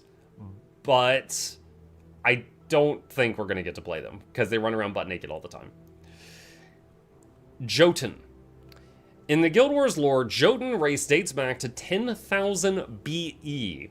So it's like kind of like BC, 10,000 years before 0, and then it counts up after that. During this era, also known as the Age of Giants, they were a dominant, highly advanced magical civilization that predates the arrival of the 6 human gods and the creation of bloodstones. By the events of the games, which began in 1070, the Jotun were reduced to scattered, mostly primitive tribes inhabiting the Shiver Peak Mountains. So around the time period that we're talking about where ore is all shiny, they are like just dumb. They are primitive tribes. So I don't think we'd get to play one, but I mean, you do have some exceptions. Like, yeah, there is a certain Jotun that we meet that is a wizard in Secrets of the Obscure. So there's exceptions, but I don't know if we'd get to play them or not. But they are alive during this time period. Hylek, the frog people. Exact year or era of their creation is unknown because their history is passed down orally among scattered tribes. No written records exist to pinpoint their origin, but they're classified as one of the ancient indigenous species of Tyria. So, Hylek are alive. I don't know if we saw any in Guild Wars 1. We definitely meet them in Guild Wars 2. In Guild Wars 1, I don't know if we meet them, but they are alive and they're on the map. Choya. We're not playing Choya. You guys made me write this down. In Guild Wars lore, the exact in-game year Choya's race or origin is undocumented, but they're historically tied to the Crystal Desert and Alona, meaning they have naturally existed as an indigenous species in those regions, alongside elder dragons for centuries. So, Choya are alive, and they are on the map. I don't know you. Let's see. Centaurs. We're not getting centaurs. There's no way... Imagine a centaur doing a jumping puzzle. It would look stupid as hell. There's no way we're getting centaurs. However, they are recorded as an ancient race existing long before the arrival of humanity and the Six Gods. So, centaurs are alive. They are on the map. We could run into centaurs. Okay. So, that is races. Those are that's what I have been able to find as far as which ones exist in that time period and which ones are likely. Because, like, for example, like I said, you got some that are underground. You got some that are, you know, like, really far away. So it's just a matter of, like, what do we end up with? Okay. Let's talk classes. What classes could we expect to play? So, I have written down all the classes that were in Guild Wars 1 and 2. I did not write down elite specs because that would be an additional 27 things or something. But... I got all the base classes. So, Warrior. Warrior is boring. Every game has them. They will certainly be there. It might be called Fighter. Right? It's literally like guy with physical violence. That's in every game. There absolutely is going to be Warrior. Mesmer. Humans have had Mesmers for a long time. Norns gave humans the idea of adding greatswords to their kit, and Shar gave humans the idea of adding pistols to their kit. So, Mesmers are on the map. And honestly, I think they should be there. If there is a Guild Wars 3, they need to have Mesmers. Like, every fantasy MMO has a warrior. Every fantasy MMO has a guy with a bow and arrow. Every fantasy MMO has a guy that shoots fireballs out of his hands. Mesmer is Guild Wars. It would be, in my opinion, stupid of them to not have a Guild Wars game have Mesmer. Like, that's theirs. So they should have that. Alright, Necromancers. In Guild Wars lore, the exact founding year of Necromancers is lost to antiquity, but it does date back to well before the human exodus, which was in 1 BE. So yes, Necromancers were already on the map for 1,000 years prior to the sinking of ore. Necros are an option. Ranger profession existed well before the start of recorded history in Tyria, dating back to at least 500 years AE to the events of Guild Wars factions, because there's early lore mentions of renowned rangers such as Zojun operating in Cantha during this ancient era to protect shriveling forests. Now, Ranger could, in Guild Wars 2, is guy with bow and arrow, can summon spirits, has a pet companion, has minor nature magic, like calling on vines to tie up his foes, things like that. So, they could change that. Like, a Ranger could easily be just an archer, right? With or without a pet, with or without nature magic. So I'm sure a Ranger in some way would be in the game. It might be different than what we know, though. Monk. No dates, but the wiki says monks are one of the oldest known professions in Tyria. So Monk is probably in. For those that never played Guild Wars 1, Monk was in Guild Wars 1, Guardian was in Guild Wars 2. Which segues us to Guardian, which was described as a newer profession in Tyria, a mixture of Paragon and Monk.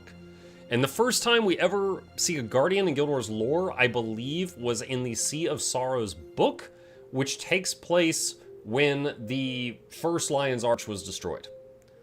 So Guardian is relatively new. So I honestly, I think Guardian's out. Guardian mains, get out. Salad mains, get out. Guardian salads, you're out twice. All right, they're done. So they just do not exist in that time period. Excelsior. Dervish dates back to the Shattered Dynasty, which was 583 AE. I don't know what the Shattered Dynasty is. I stopped reading there. But 583 AE is 500 years before what we're talking about. So Dervish is existing, but they're way over here in the desert. So we've got a distance thing, all right? If the story is hereish and Dervish is down here, would they realistically be involved in any way? So I'm going to say Dervish is possible, but unlikely. It's kind of the same as the Norns. They're so far away. All right, Paragon. The profession's earliest known origins date back to the time of Turai Osa, which was centuries before 1070 AE. Same issue as the Dervish. The Paragon exists, but they are mostly over here. And the story we're looking at is possibly over here. So, Paragon and Dervish both exist, but they're both really far away in the desert, and I don't know that they could realistically be there. Now, again, for the 100th time, writers be writers. They could just have it be there. Like, oh yeah, this wandering band of paragons happened to be there. Yeah, they could do that. It's whatever they want, but we're just talking likelihood. That's it. We're talking likelihood. Ritualist. I was actually very surprised reading about this one. In Guild Wars lore, the Ritualist profession doesn't have an exact founding year, as it is considered one of the oldest professions in Tyria. Now, we all know what the oldest profession is. This is one of the oldest. The practice predates both the founding of the Canthan Empire and the granting of magic by the Six Gods. Now, I was really surprised by that. It predates when the gods gave humans magic? Humans were already enslaving spirits before the gods gave them magic. That's a neat trick. But anyway, so Ritualist exists. However, again, the problem we've got is distance. Here's our possible story. Here's Ritualist. They're down here. So they are super mucking far away. I do not know if they could realistically be in our story if it takes place here. So that's what I'm saying for that. Ritualist is possible, but the most unlikely of anything so far because of the how far away it is and no waypoints. Assassins. Now this is literally just guy that kills someone else for money. I don't think this is going to be difficult to find, but the assassin history says 872 AE. The profession gained widespread prominence during the reign of Emperor Angxian. Same as the Ritualists, they are way down in Cantha. So they do exist in that time period, it has been confirmed, but they are really, really mucking far away. All right. Elementalist. Easy. Humans have already had magic for 1,000 years at this point in the story. Elementalist is absolutely on the map. Engineer. In Guild Wars lore, the engineer profession was developed by the Char Iron Legion during the 250-year gap between Guild Wars 1 and 2. The profession does not even date back to Guild Wars 1. Engineers, you follow Guardians out the door. There's no way. Unless there's like a more crude version of engineer or something. They throw rocks. So engineer, lore-wise, would not be on the map for during this. Unless retcon? Of course, yes. Retcon opens the door to anything, obviously. But engineer, based on the lore we currently is not on the map during this. Oh, new build available. We'll get that for a second. All right. Revenant. It's out. Ritlock was the first Revenant, and he brought Revenancy to the game in 1328. He was trapped in the mist for a while, he came back, and he brought Revenancy with him, and then he taught other people to be Revenants. Revenant is out. Thief. This is literally just a guy who's willing to rob another guy. In Guild Wars lore, the thief profession dates back to the establishment of Tyrian civilization. So thief is absolutely on the map. It's possible. But really, this one's always been kind of odd to me, because depending on the game you play, it's thief, or it's rogue, or it's spy, or it's scoundrel, or it's assassin, or it's smuggler. It's all the same thing. It's guy willing to rob 7-Eleven.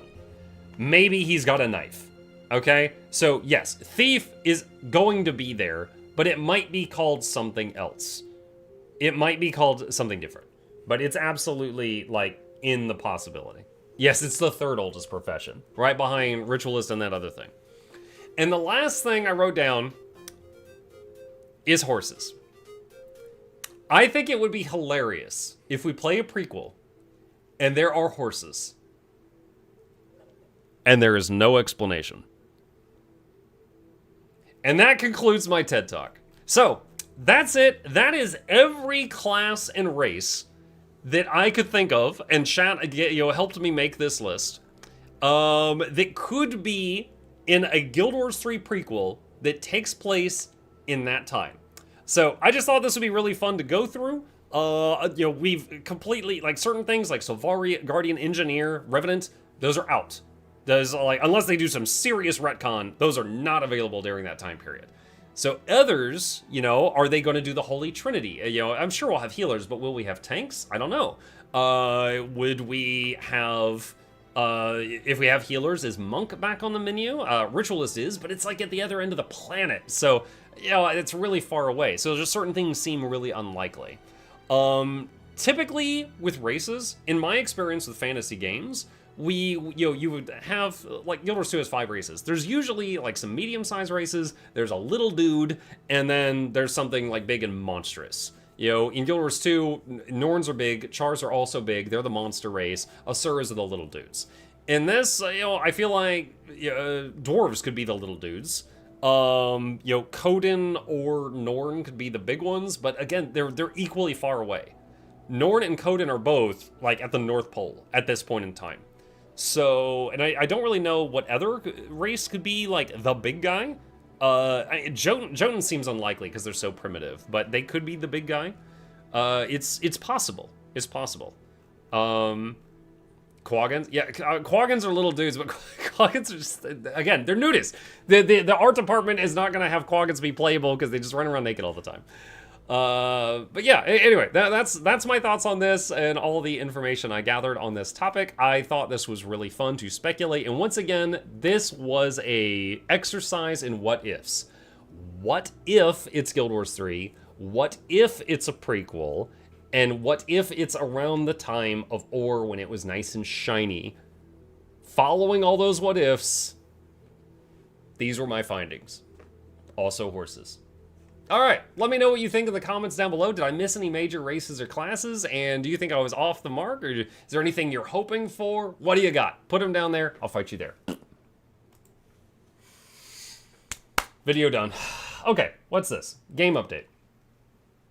Also horses, yes. Dragon Bash Festival.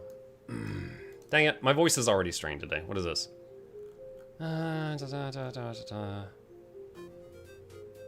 Let's see. Wait, Elixir smiley face? What? Increase the cooldown from... What? What is this? Elixir smiley face. They accidentally made an emote. Elixir smiley. Increase the cooldown from 20 to 25 seconds in PvP. Hold on. I'm gonna ping them. God dang it. Do they even read before they post this stuff? One sec.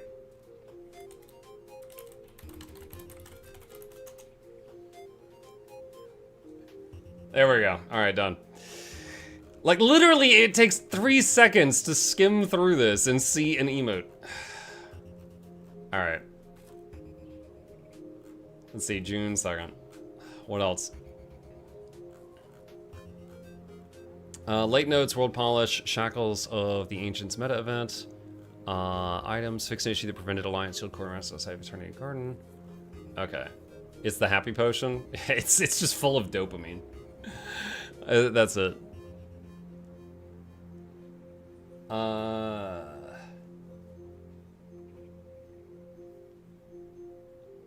Let's see. Someone's just really happy to drink elixirs. I guess so. What are they putting in their elixirs? Alright, so it looks like there's a bunch of small tweaks. I don't think I've got the voice to go through these notes. I might have to do this during the evening stream, but thank you for linking it to me. Alright. Okay, I got a new build. I need to restart my game. Hold on. Bacon! Just a sec.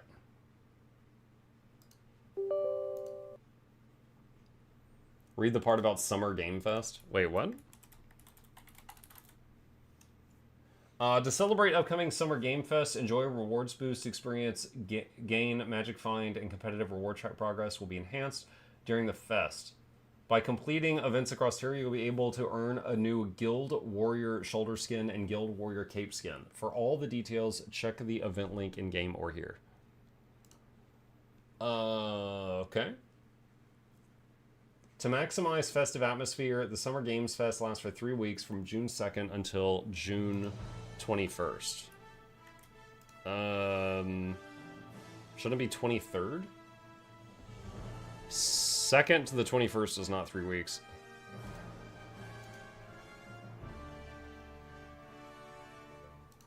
Oh well. Let's see. My ARC DPS is out of date. Let's see if it crashes my game. Oh, yeah. Alright.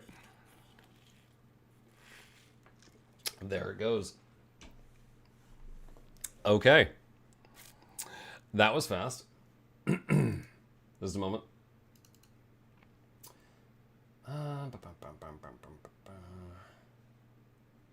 Where is it?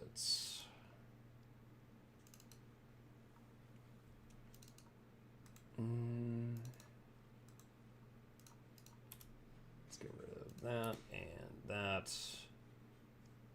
Okay, I think that's all of it. Alright, let me try again. Watch it make it. Yep. You think they will abandon 2 after 3 is out? No, because they didn't abandon 1 after 2 is out. I do not think that.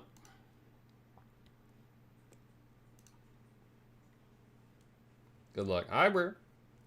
Dragon Master, thank you for the prime. Appreciate you. I need to... Wait, what? Why is Arc still here? Hang on a second. I just removed Arc. And it's already back. Oh, I think I need to... Is it D3, D11? Is that the file? Alright, hang on. Try this again. Try this again. Alright. Depending on the type of a game, it might move it in maintenance mode. Is it possible? Sure. Like, dude, I don't know, and you don't know. Is it possible? Yes, it's possible. I don't think it's likely, though. Guild Wars 2 is the main moneymaker for the company. They would probably still support Guild Wars 2 while, you know, having Guild Wars 3 going as well. Okay. I think that fixed it. Wait. What's going on? There. The hide bacon button only half worked.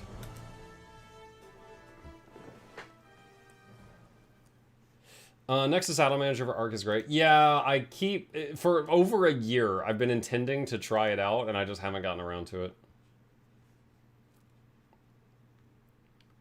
I just haven't gotten around to it.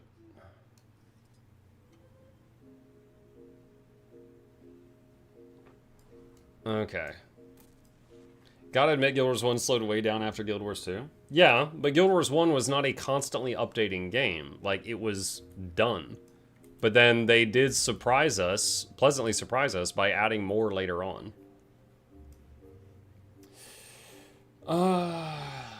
Let's see. Nexus users like Linux. They keep telling everyone else to use it. It's true. Yeah, that is true. Look at the Summer Max Level achievement. Summer First Steps, Summer Guild Wars, Summer Max Level. Complete events in ore.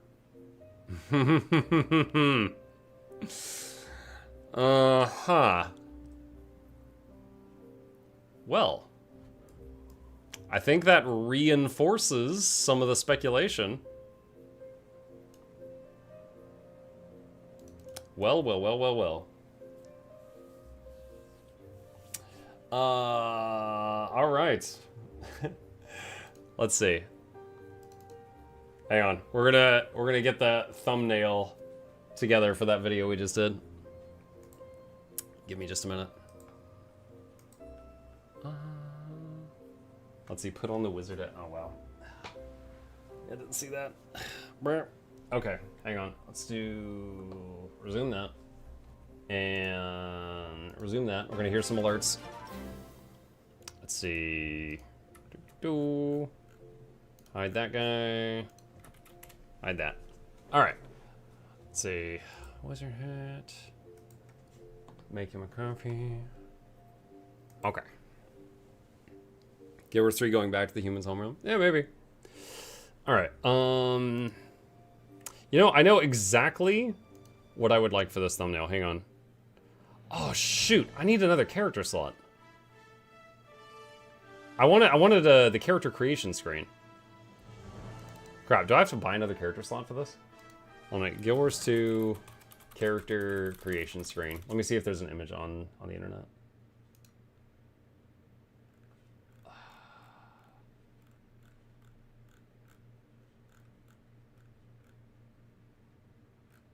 Bro, I literally... Oh, perfect. Here we go. Oh, shoot. This is like...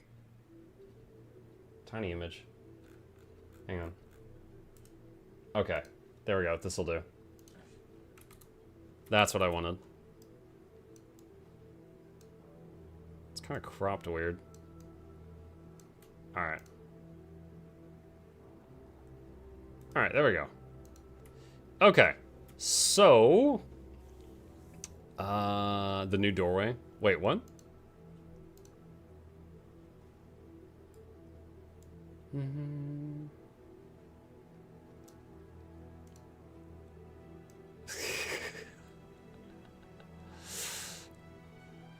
Wow. Choya Pinata conjured doorway. How very odd.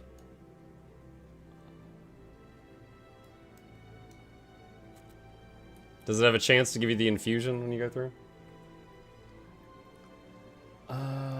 Let's see. Okay. Let's get this set up. Yeah, chat, we're doing content creation. Content. I am uploading the video we just did. Where is it?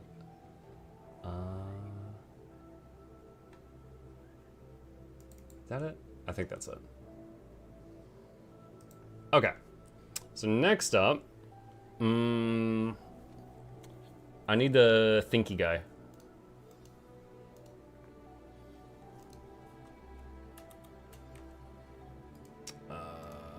Let's do this because we're gonna mess with it.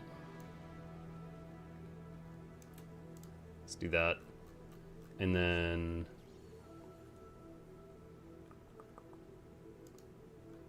let's see.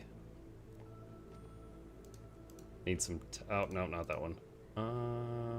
Shoot, where's my text layer? Is that it? That's the one. Okay. What races and classes would be in Guild Wars 3?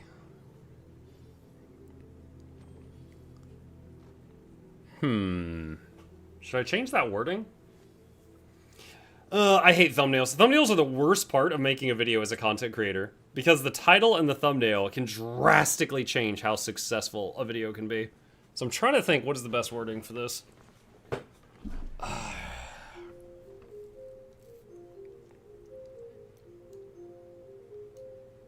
Like, Guild Wars 3. Guild Wars 3. What races and classes? Something like that.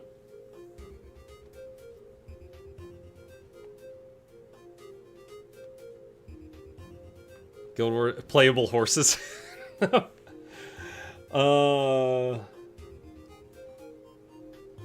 Wars 3 Quaggan confirmed, races, classes. Yours 3 official now? No, it is not official. This is all speculation.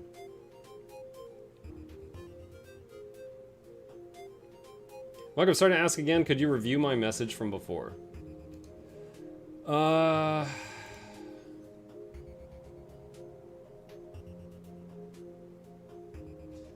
Or was an ancient kingdom which once had Tyrian Peninsula to the south of Ascalon Crystal Desert, or was home to a city. It was once inhabited by Balthazar, Melange, the shape like gods. Okay. Sounds like you know more of the lore than I do. I don't really have any thoughts on that. Look at the Orion emblem. I don't want to click that link. I sent a link. I know you sent a link. I don't want to click it. Isn't the Mist a place? Works differently? Maybe it's a new X-Pack where we go into the Mist and somehow relive Ore Empire before Zytown? Yeah, possibly.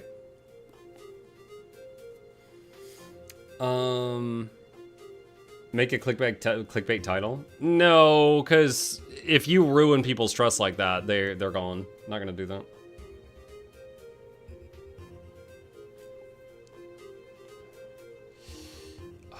Let's see. Say Guild Wars 3 theory. What races and classes? All right, I'm including the word theory so that try to make it obvious that this isn't like a fact.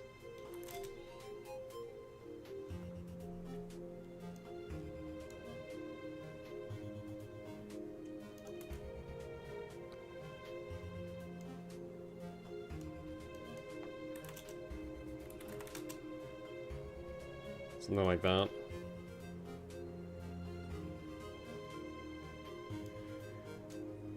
Predicting races and classes?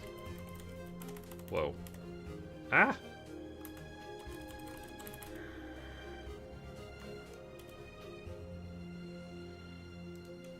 That's not bad. Alright. Let's see what we can do with the colors.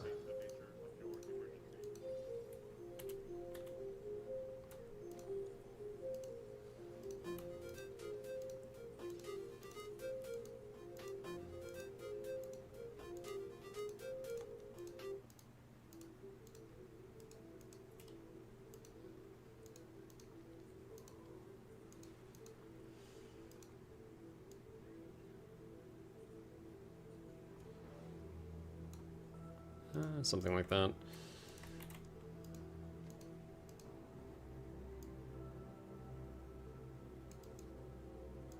All right. Let's see, duplicate.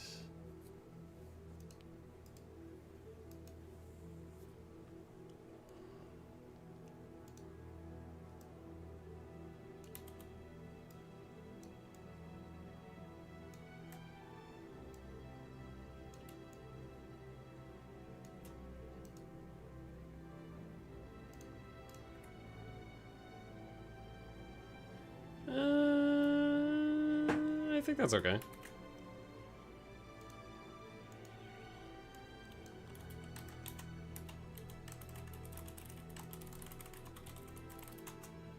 Oh, I can't use a slash of that. Let's see. Is the Zytaffy Gobbler worth it, or should I just wait for the Halloween one? They do different things. I think the Zytaffy Gobbler and the Snowflake Gobbler do the same thing, but the Halloween one does something different. So the Zytaffy one gives this buff, Festival Gobbler Boost, plus XP from kills, gold from kills, and reward track gain. And the Halloween one gives a whole bunch of different possible boosts and costumes. So wow. So I just used it like 9 times and I got a costume every time, which is the worst luck in the world. But yeah, the Halloween one can give you like karma boost, XP boost, things like that. Let's see. That. Close that. Close that. What year is the Searing? Searing was 1070 in-game. Emblem from the wiki.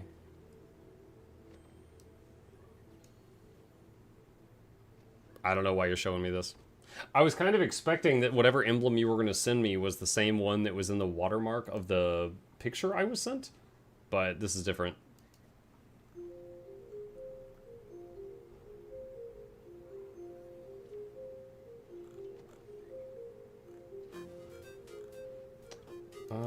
Okay. So, let's see here. Let's finish making the content. Where is it?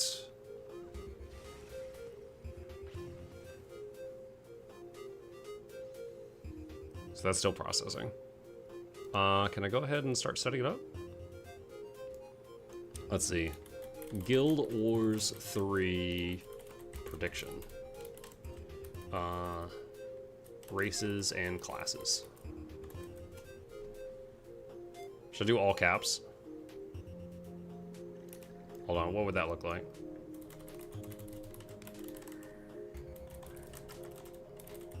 Races and classes!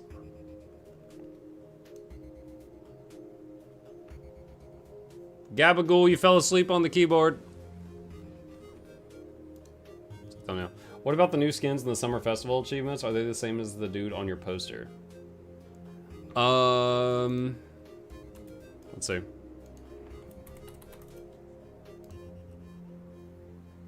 Guild Warrior shoulder skins.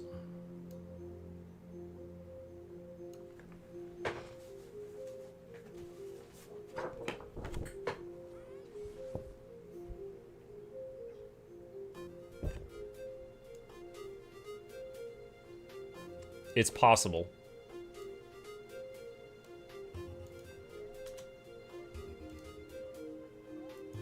Guild Warrior cape. No. On the poster, he doesn't have a cape at all.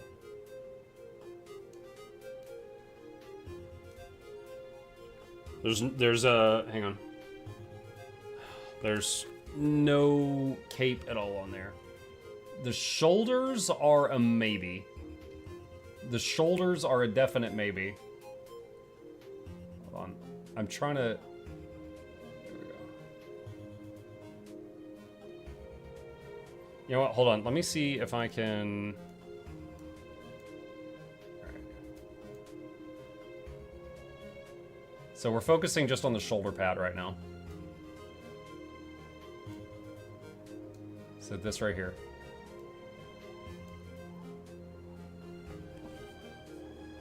But he doesn't have a cape on.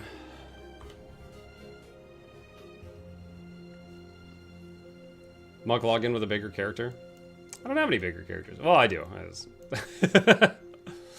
don't want to. Let's see.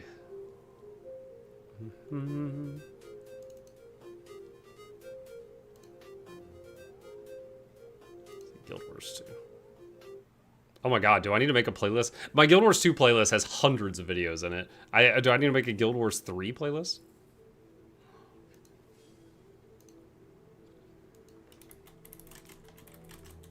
Oh my god. What a day to be alive. What a day to be alive.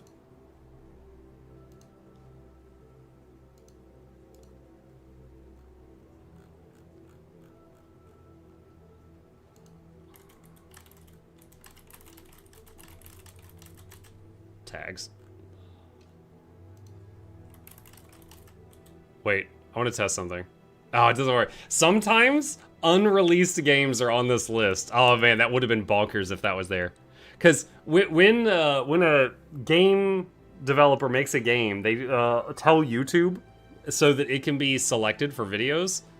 And that would have been crazy if Guild Wars 3 was actually an option there. Hold on, what was the other one? Mistborn? No, Guild Wars.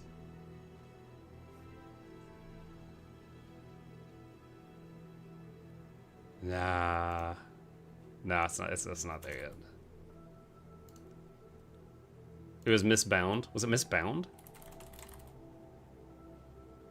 There is a Mistbound.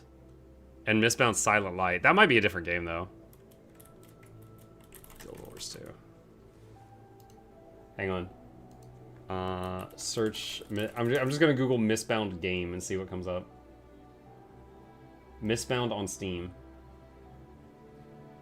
Okay, so there's already a game that actually just came out 3 months ago called Mistbound.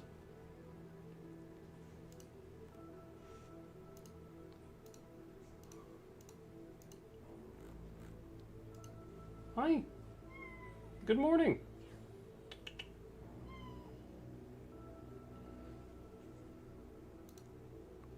I say morning, but it's afternoon my time, but it's the first time I've seen him today, so I was... I felt to say good morning.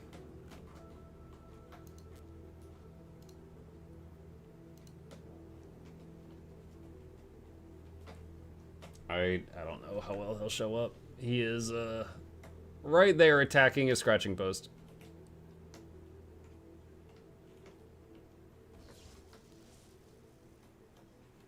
Very busy.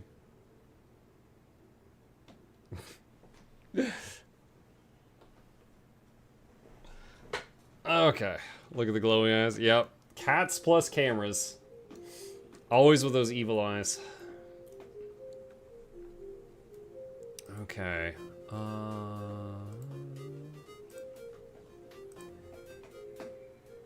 I can close that. Cool. Sharpening saws are dining mode. Yep. He is present and I paid.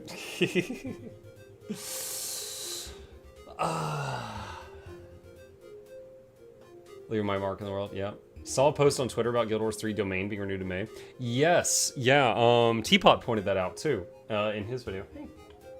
Apparently the Guild Wars 3 domain was renewed like a couple days ago, like very recently. So that a lot of people are thinking that that is further evidence. Further evidence. Okay, chat, if you would. Excuse me. Give me just a minute.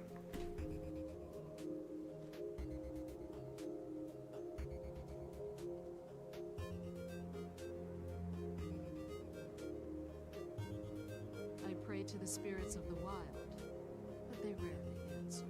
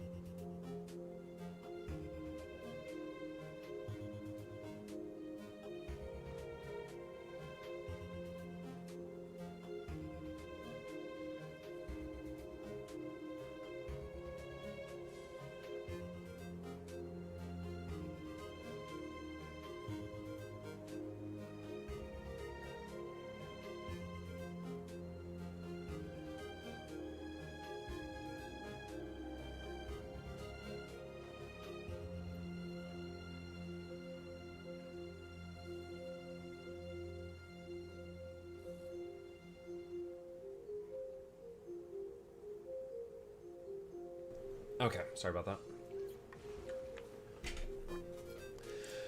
Alright. Alright, so just waiting on YouTube to process our new video. And now we can just chill for a bit.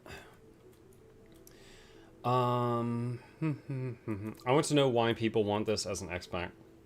I mean, in my mind, so, Tirja, there are some people that want an X-Pack because they are just like very devoted to Guild Wars 2.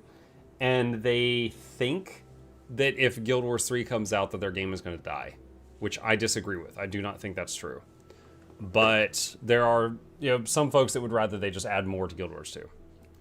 Which, of course, I'm extremely invested in Guild Wars 2. I've made like 1,000 videos on it. But I think at this point, if it ended up being a Guild Wars 2 expansion, it would kind of shoot them in the foot.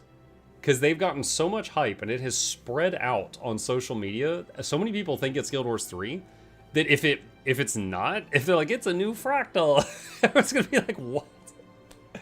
Shut up. At this point, it's like, man, I hope for their sake it's Guild Wars 3, because otherwise...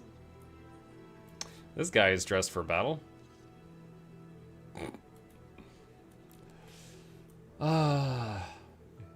Need a new World v World map? You guys hardly ever play your last World v World map. You're not allowed to have any more.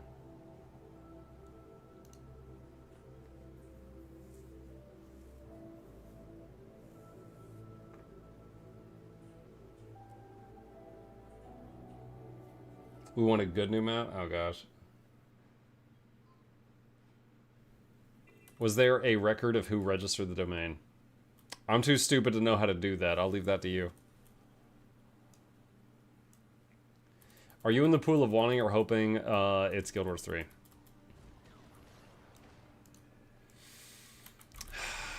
I'm usually a whatever happens, happens, and then I'm along for the ride kind of guy. Like, I'm a Guild Wars content creator, right? If it's Guild Wars 2, a new expansion, I'm going to make guides for it. If it's Guild Wars 3, I'm going to try it out. As far as am I hoping for one thing over the other, I would say that I am hoping it's Guild Wars 3. Not necessarily because I want Guild Wars 3, but because I think ArenaNet have put themselves in a position where if it's not Guild Wars 3, people are going to be very disappointed in them. So I think for the sake of a company I care about, and a group of people I care about, I want it to be Guild Wars 3. What if it's a mobile game? They already are releasing a mobile game. I don't think they're doing a second mobile game. What pet is that? Rottweiler. It's from End of Dragons. Watch it be a card game? I have said before that it would be totally fine if they make a card game. Like, The Witcher made Gwent. WoW made Hearthstone. Just make sure you market it that it's a card game. Like, hey, we're working on this. This is not taking away from our other projects. It's a separate team doing this, but we hope you like it. As long as you market it fine, a card game is fine.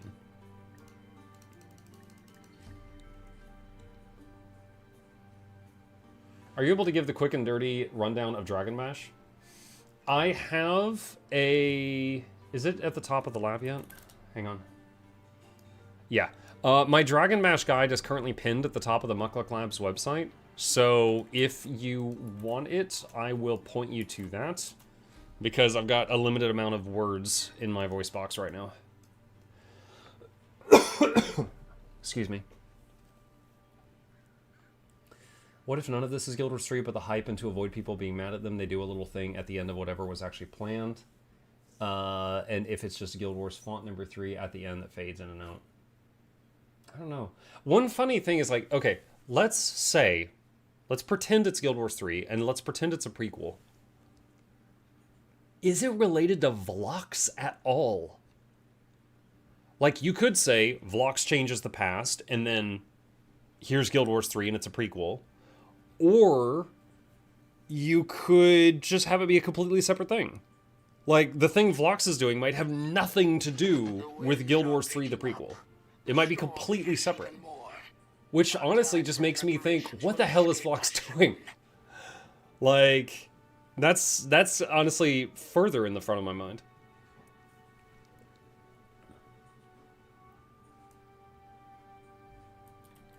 It doesn't have to be a prequel. It could be that Vlox remade reality and a Raw is still thriving to this day. Yeah, it could be. What if it's a Guild Wars 2 port to Unreal Engine? I don't think it's that. At this point, I think there's too much Guild Wars 2 to do that.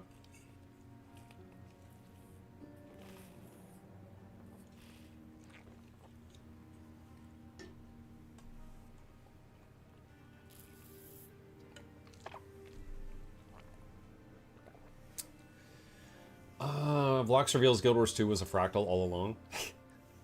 It's another universe. Let's see.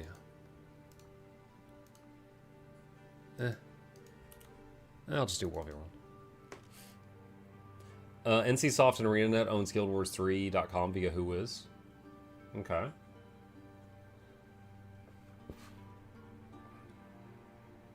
I mean, to be fair, I know a guy in my community that owns Mukluk OnlyFans. That doesn't mean I have an OnlyFans. So, I mean, like that's not a definite, but I think that that's like another drop of information in the bucket.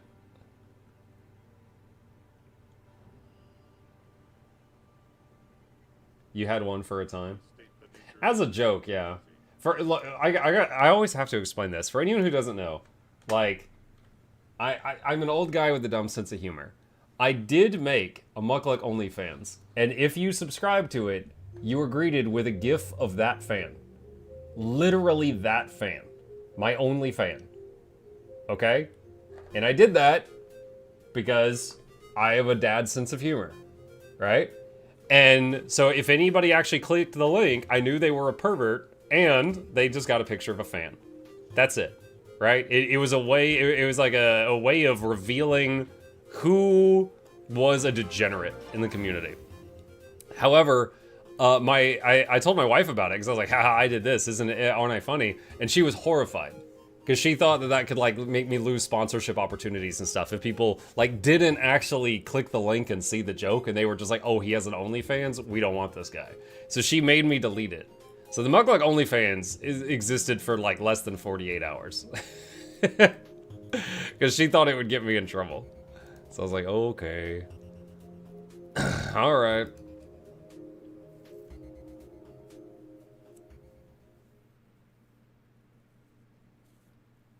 It did get you in trouble? Yeah, with my wife. You got me in trouble with one single party.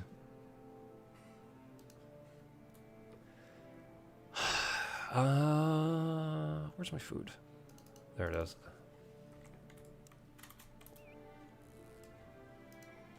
Should I still use the shark?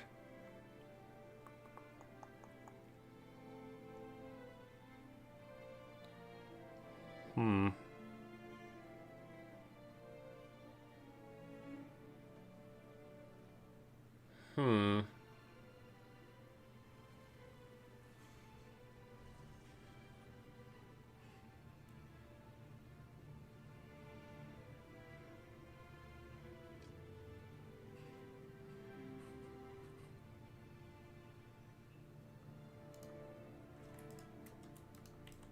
Yeah, I think I'll keep the shark for now.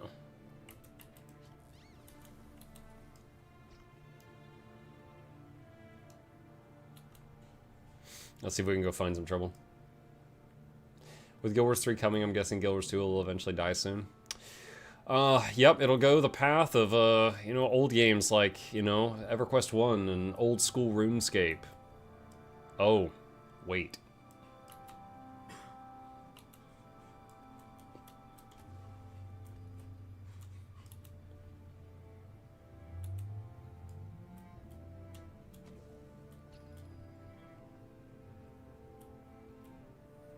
Hi, Jackals. I see you.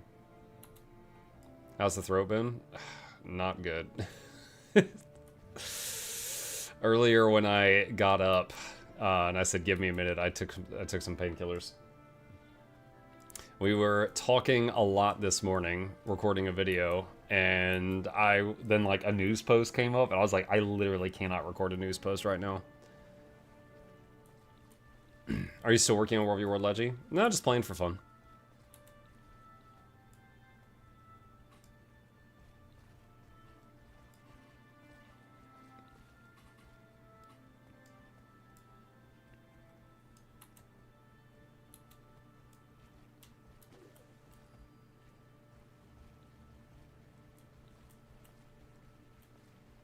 I've really been enjoying World v. World lately, but the toughest part is finding some action. Oh.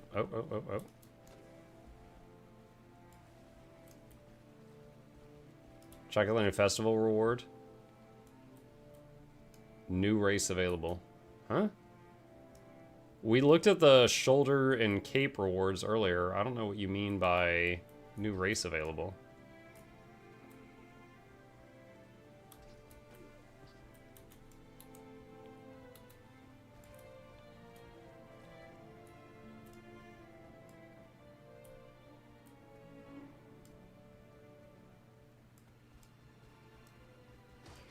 Whoa, whoa, whoa, whoa, what?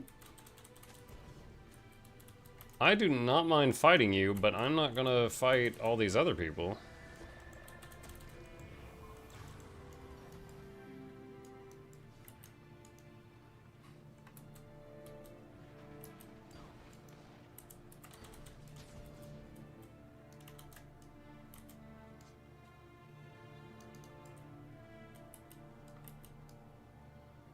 Alright. I didn't mind a 1v1, maybe a 1v2, but not 1v40. Not 1v40.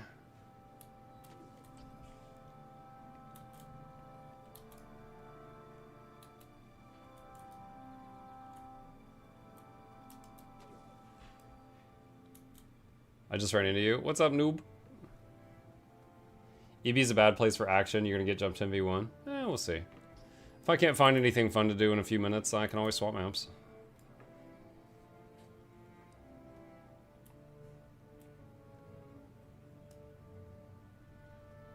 New head skin that looks like a bird from the yearly Dragon Bash achievement.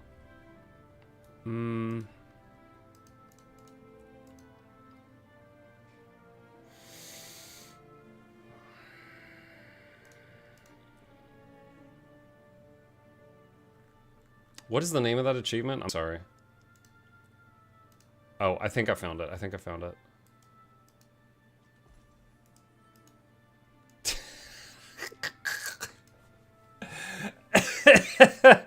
I'm reminded that there are some bear paw gloves and boots in the game.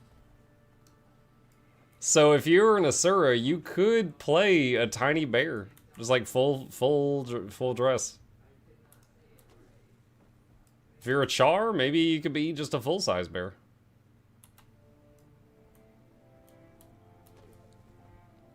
Your own little bear bow? That's right.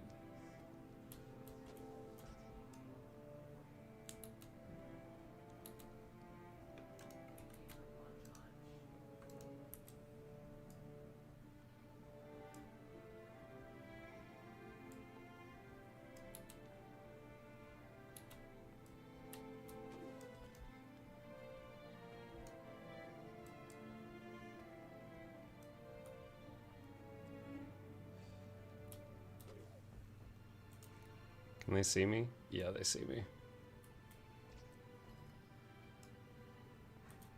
They got a tier 2 reinforced camp here. Wait, did it just flip? Oh, you schmuck. That was mine. Oh, man.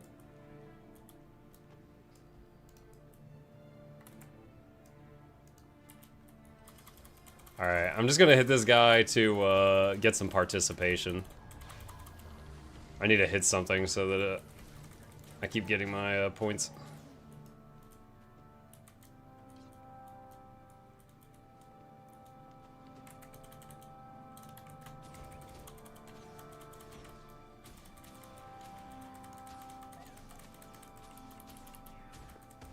Oh, that wasn't in range? Oh, wow. He shot me once and ran to his guards. What a coward.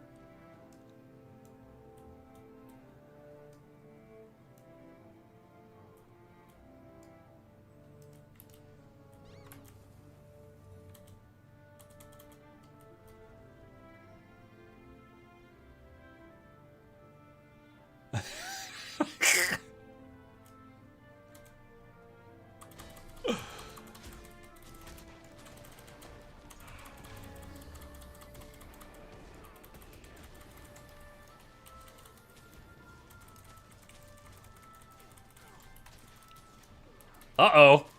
Uh-oh.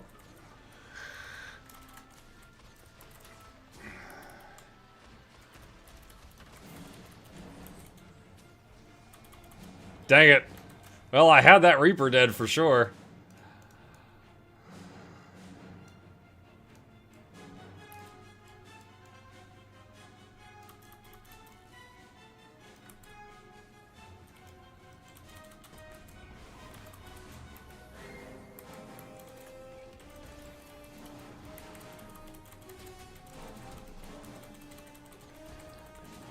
Gale shot down.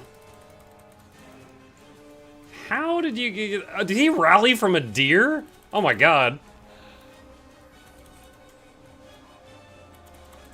Typical ranger, the wildlife are helping him.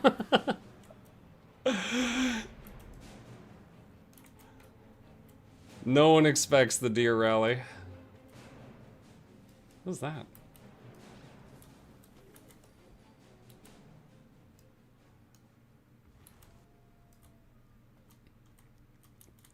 Are the Largos an ancient race? They've been around. The thing is they're so secretive that no one knows how long they've been around or what they do. Basically, the writers have written like no lore about the Largos. And all their lore is just shh.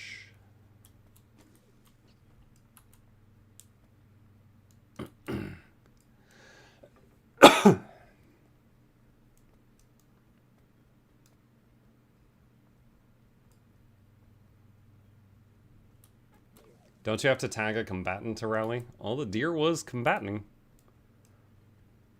I could be wrong. I mean, he might have gotten long-range res from someone that I didn't render, but I'm pretty sure he rallied from the deer.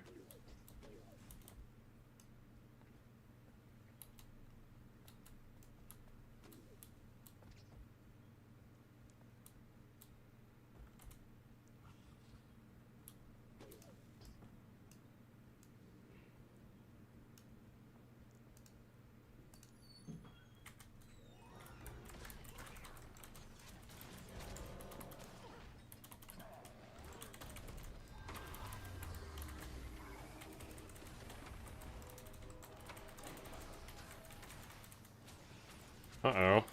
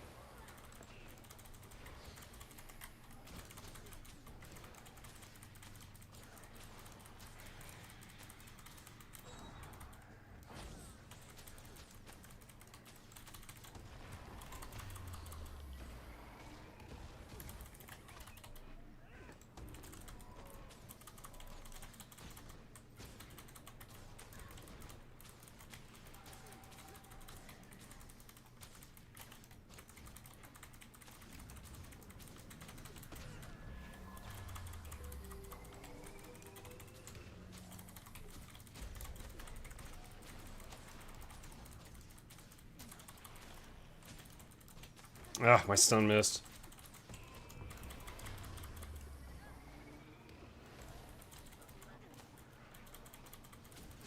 What the heck? A bunch of dredge just got here.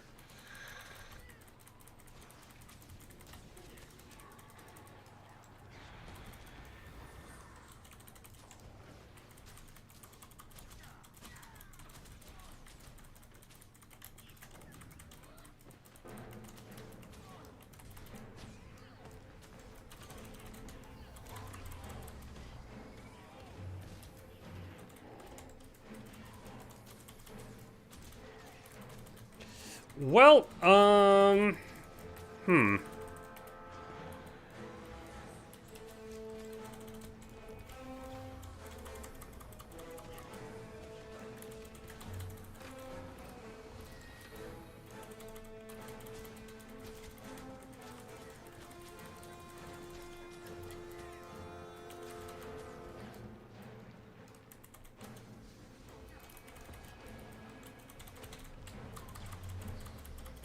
Nerf Harbingers, chat. Nerf Harbingers.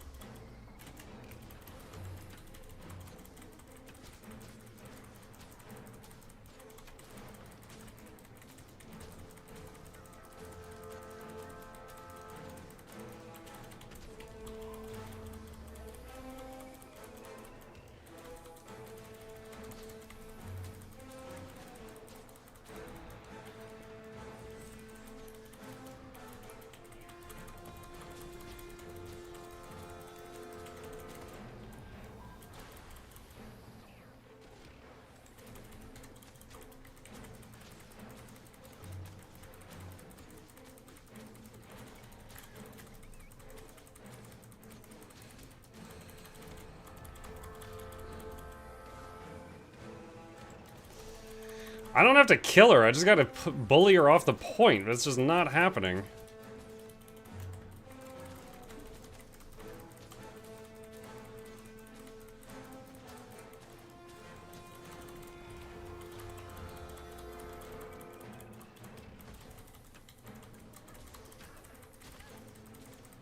Oh, the other crap is respawning.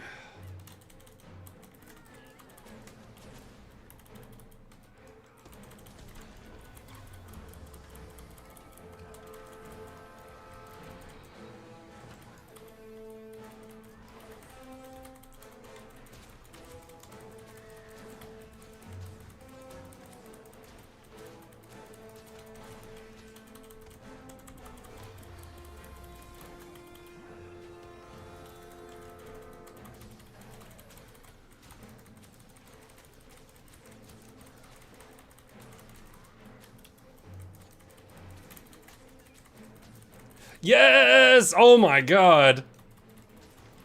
10,000 years later. Oh my gosh, while fighting a million dredge and camp people, good lord.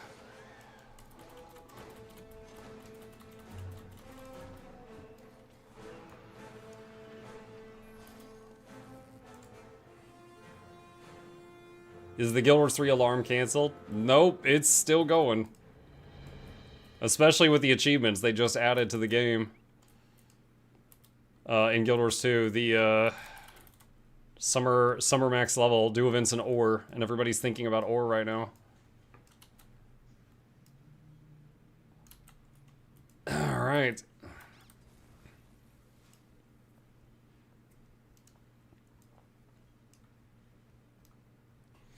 How good is Muckman? I would have been dead a million times there. I'm playing a duelist build, so I've got some recovery, you know? And I will never claim that I'm like the best at Guild Wars, but I'm good at my Ranger, because I have played it a lot.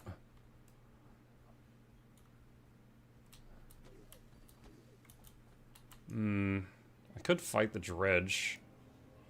Or go for Rogue's Quarry. Let's go for Rogue's Quarry.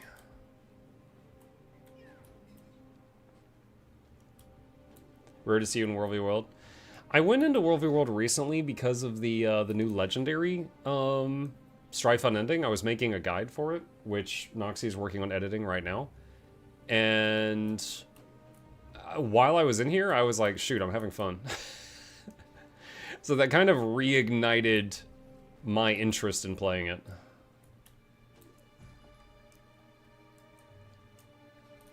Oh, shoot.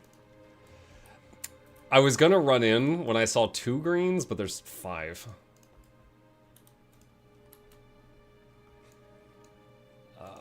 Let's go back here for a sec. Okay, so go into content creation mode for a sec. I just need to make sure this finished processing.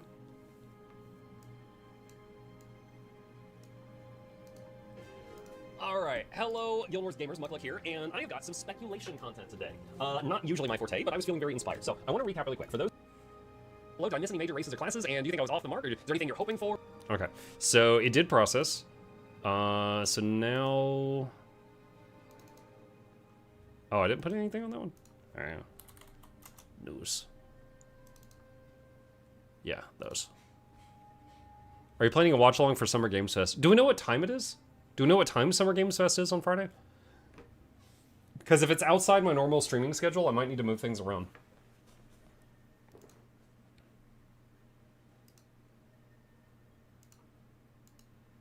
Boop. There we go. The content is out. Let's see. Summer Games Fest 2026. Date and times.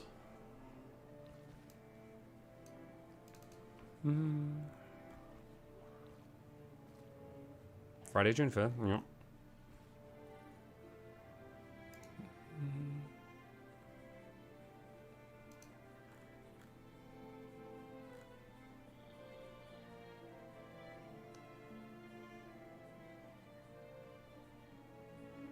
Bro, what? These are all over the place.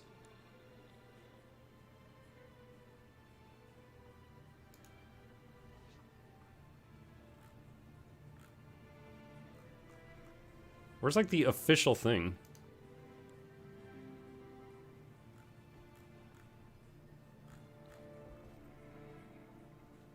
Jesus Christ, what a god-awful website. 5 p.m. Eastern Time. So I'd have to go live like 2 hours earlier. Top left events. Starting in 3 days and 4 hours. Yeah, so 5 p.m. my time. Do we know how long it is? Like, duration?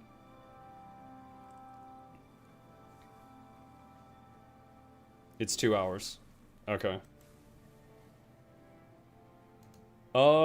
Yeah, I could probably do that. I might have to end the stream earlier to make up for it. But yeah, I could probably do that. I would need to, eat dinner earlier and stuff.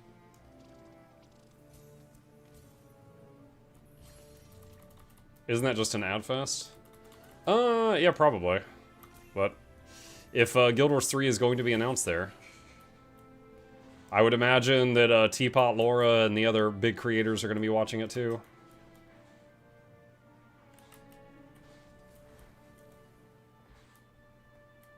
Mike, where does Mistbound fit into all of this, do you think? I truly don't know. Keep in mind, ArenaNet is a company that can do multiple projects at once, right? They could... Maybe the next Guild Wars 2 expansion is called Mistbound, and then also they're working on a Guild Wars 3. Maybe. I don't know. Hold on. Do we have a fight here? Ooh, that's a lot of people. I don't know that I could do much there, but let's see. Oh, that's a turtle. I was dismounting to fight the turtle.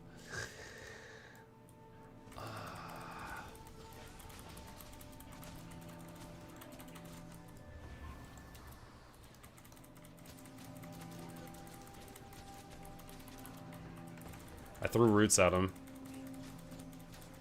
Probably got blendered immediately. Dude, I love seeing immune when I blast people. I gotta. I am not a stability enjoyer, chat.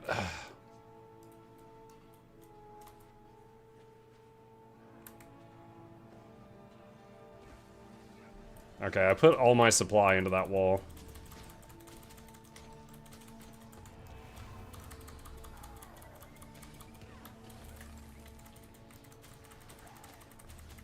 Alright. Took down their Paragon.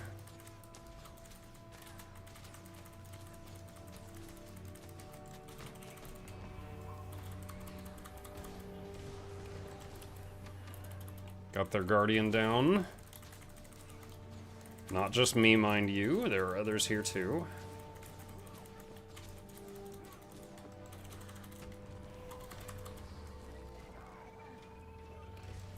Nice.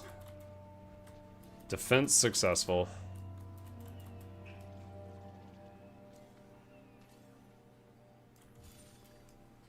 Let me help rebuild this wall. Oh, they finished it off. What if ANET announces Guild Wars 3 and the Guild Wars 2 X-Pack? So there's a couple of options here. Hang on, I need to open something, and I want to make sure I don't accidentally show something I'm not supposed to. Oh, no, that's not it.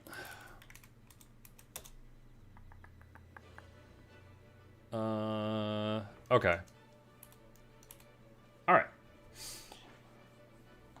So, let's say... Possibility 1. They release Guild Wars 3, and Guild Wars 2 goes into maintenance mode. This is similar to what happened with Guild Wars 1. Guild Wars 2 came out, and Hi, chat. Hi, Adam. Guild Wars 2 came out, and Guild Wars 1 did not get updates for many, many years. But at the same time, they weren't charging a subscription fee or anything like that. It was pretty much a done game, and it was there if you wanted to play it, right? It was not an MMO. But it's a possibility.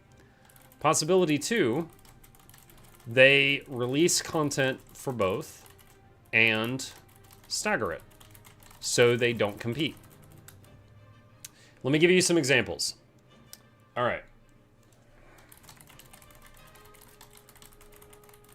EverQuest 2 came out when WoW came out. All right? EverQuest still kept getting updates. EverQuest 1 currently has 32 expansions. It has fallen off a lot from its heyday. It has got less of a player base now. It is no longer the king it once was. But it is still has enough of a player base that they can have a full team still producing content for the game like 20 years later. Okay? And they still have EverQuest 2 also. Okay? EverQuest 2 also is getting content updates and has 22 expansions. So they have made 32 expansions for older game. At the same time, they've made 22 expansions for newer game. Both games have a much smaller player base now than they used to, but they still have enough of a player base that they can do this. All right? So it is completely possible for a game developer to release content for both of their games and just stagger it. So people that enjoy both can just play whatever one's newer. A more recent example of this is Path of Exile 1 and 2. PoE 1 and 2, basically, when one of them gets updates, a lot of the people that enjoy that type of game flood over to the one that got the update. And then when the other one gets an update, those people flood over to the other one. So, like, that is an option. There is a chance that Guild Wars 3 comes out, and, okay, again, it might not even be the same type of game, but let's pretend it's an MMO. Guild Wars 3 comes out and it's an MMO. Guild Wars 2 is an MMO. What do? I think they should stagger the content. Like, let's say a new patch comes out in January for Guild Wars 2, wait at least 3 months before doing a new patch for Guild Wars 3. Because the same people might enjoy both and just bounce back and forth. And it doesn't lose them anything if people are, like, there's no subscription fee, right? So if people are not logged into Guild Wars 2 for, a month, that's not going to hurt them.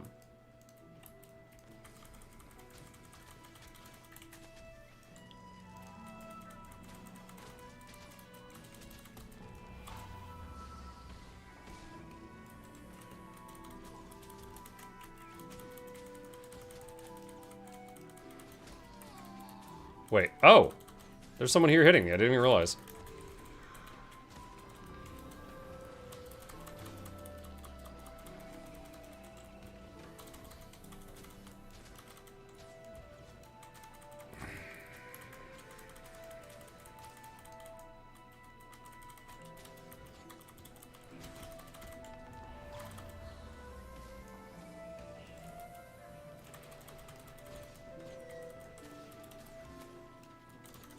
Hey.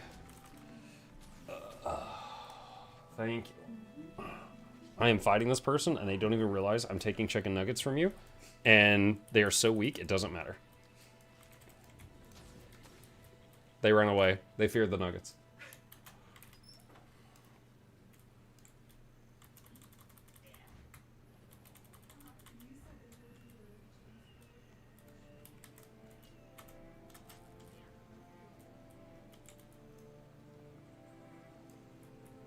I'm actually very surprised they ran away, chat.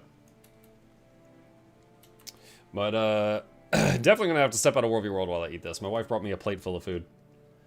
She brought me nuggets and french fries that she made in the air fryer.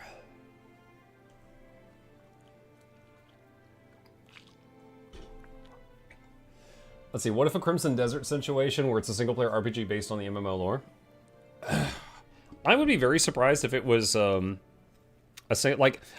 I think it would be completely okay if ArenaNet made some single-player games.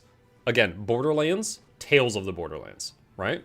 They could even do visual novels. But if you're going to call a game Guild Wars 3, I think it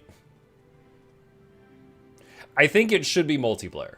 I think a Guild War, if it's called Guild Wars 3, it should be a multiplayer game.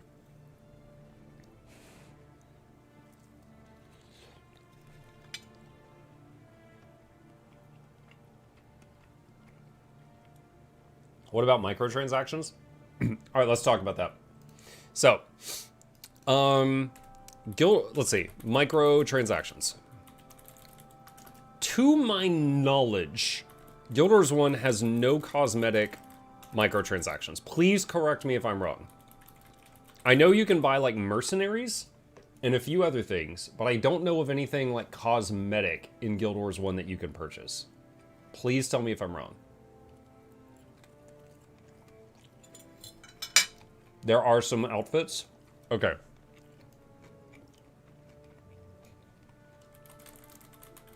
All right. Guild Wars 2 has lots, right? I don't know what they will do.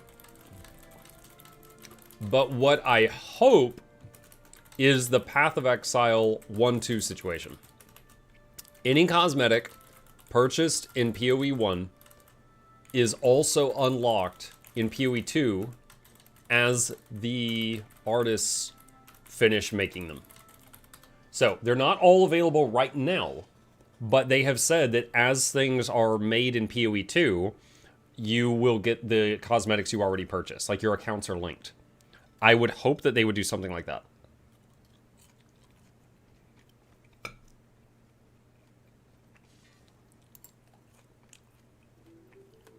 For bought items or legendary?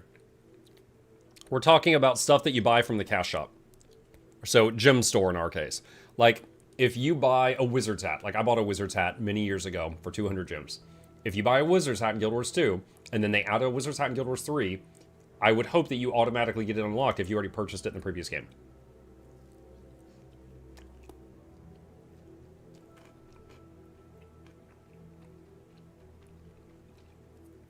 That would be a massive undertaking. The thing is, you can make something, like you can make a gem store in Guild Wars 3, have the same items there, and then if you buy them in one game, you also get it in the other game. Which could convince people that play Guild Wars 3 to try Guild Wars 2, and it could convince people that play Guild Wars 2 to try Guild Wars 3. Like, let me ask you guys right now. Let me phrase this question carefully, right? If you knew all gem store purchases that you bought in Guild Wars 2 would also be in Guild Wars 3, would that increase the chances that you would try Guild Wars 3? That's my question. What say you? If you knew they would all be there, would that increase the chances you would try it? I would imagine the answer is mostly yes.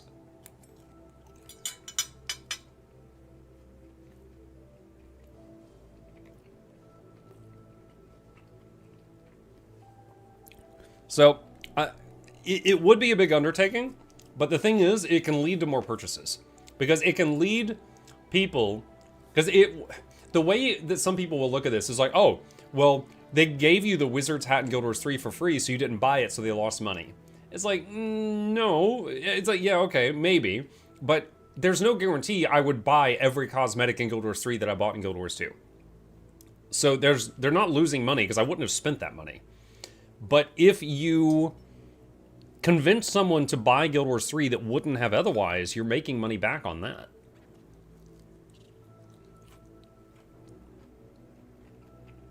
What's your prediction? Will they be there? My prediction is at launch, no. But in the future, I hope so.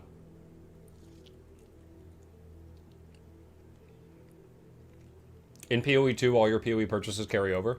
I know. We just talked about that. Right there. It's highlighted. PoE.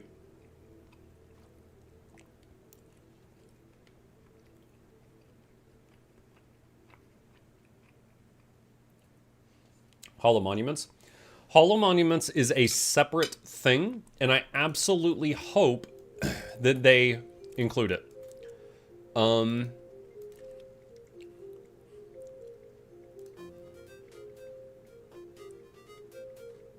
Can this thing port me to the Hollow Monuments? I actually don't know. I don't know if this thing can. Oh, there we go. Took me a minute to find it.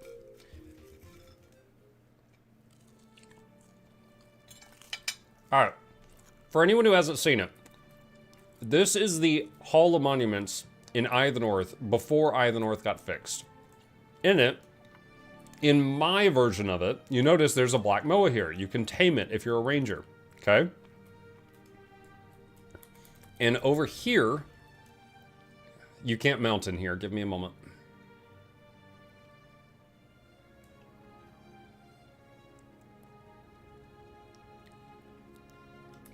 There is a merchant.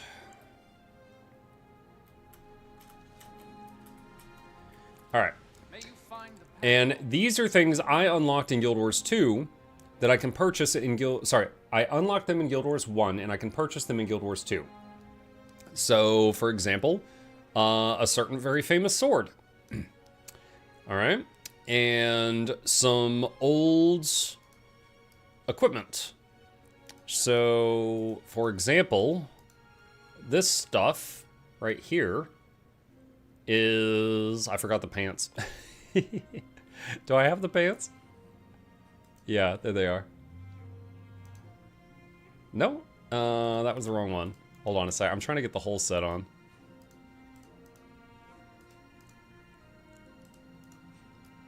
Okay. Guild Wars 1 Warrior Art. There was a box cover. Alright. This guy. So, obviously it looks different on Asura, right? But this is this armor. So, you can unlock the OG box art armors in Guild Wars 1 and get them in Guild Wars 2 through the Hall of Monuments. And there's a few different sets here that I have unlocked. Now, I would absolutely hope that Guild Wars 3 would have the Hall of Monuments.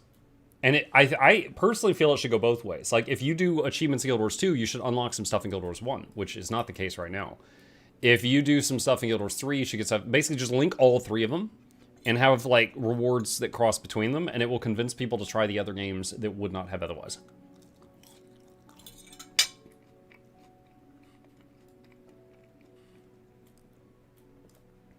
I forgot the pants. Normal Tuesday.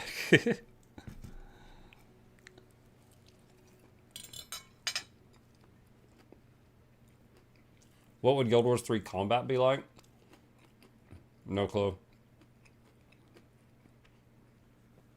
It could be an action RPG.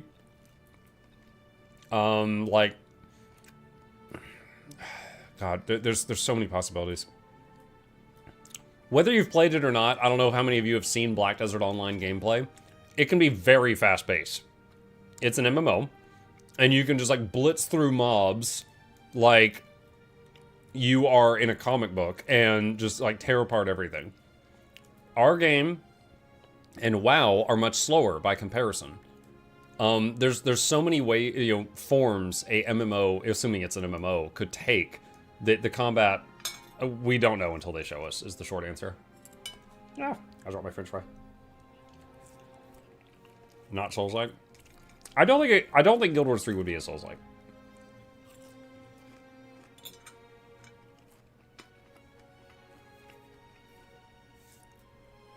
RTS. I doubt it's an RTS. I would play it. We just finished our brutal StarCraft 2 playthrough last night. I do enjoy RTSs.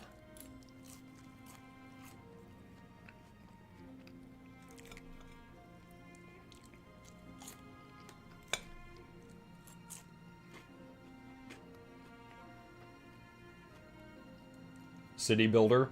Yeah, we're going to rebuild Lion's Arch for the 4th time.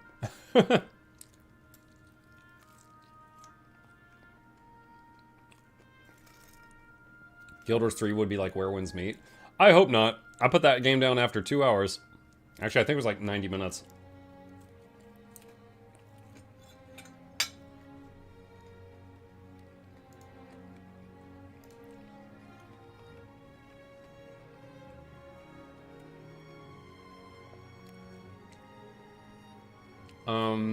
Regarding the symbol with the 4 circles and the diamond, people have noticed the lore says the gods heard his pleas, they intervened. The forging of the world was complete. As their final act, the gods gathered back their gift of magic from all the races and trapped it inside a tall stone. They smashed the stone into 5 parts, 4 equal but opposing stones of magic, 1 keystone. Without the keystone, the other 4 could not be reassembled. Where did you get that? That's interesting. I don't know where you got that information from. History of Terrio. What symbol? Hang on. Alright. Alright, see the date? There's like a watermark. I gotta tilt it. There's a watermark, there's a symbol behind it. You can probably see some of the lines right now. And I pointed it out yesterday, and some people tried like mapping out the symbol. And he's talking about that symbol.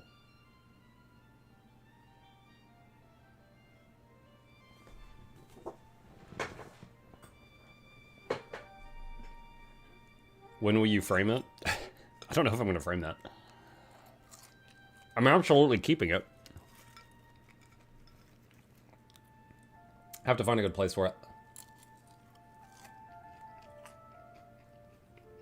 I saw someone compare the watermark symbol to the map of Abaddon's domain.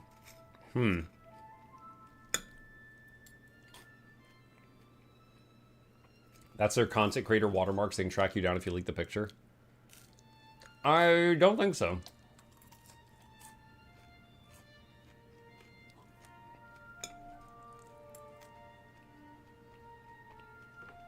What you eating? My wife made chicken nuggets and french fries in the air fryer and brought them to me for my lunch. So I am just chatting with you guys and eating this food.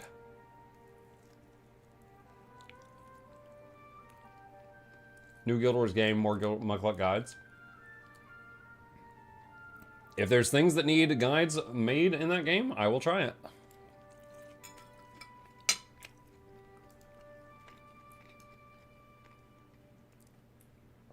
What sparked the Guild Wars 3 announcement hype?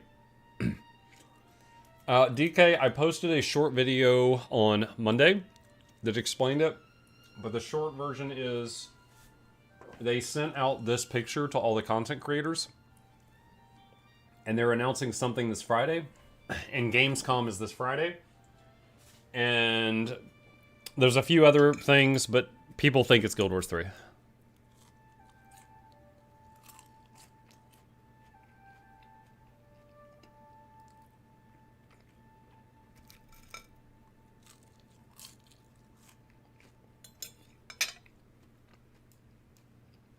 Race wishlist, human, dwarf, tengu, kota, char. If those were the playable races, I might choose kota or char. I might be one of the beast races. I almost never play human. Because I feel like I'm a human in real life. I know what that's like. I want to play something else. So I almost always choose a non-human option in my video games if that's if it's a choice.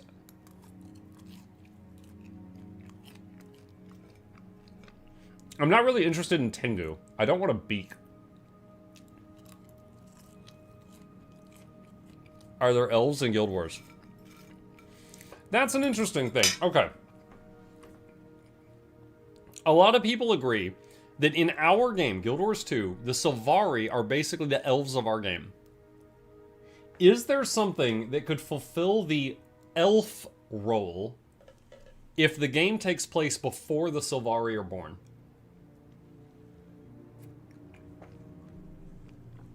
Was there any other race in the past that were quote-unquote elves?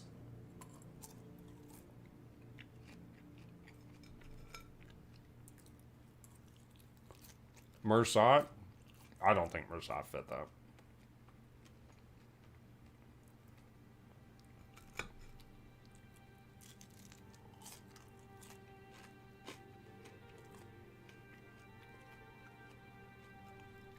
Asura are short elves, kinda.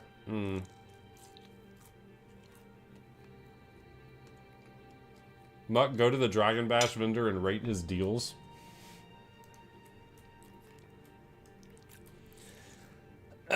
Where is that? Holbrack?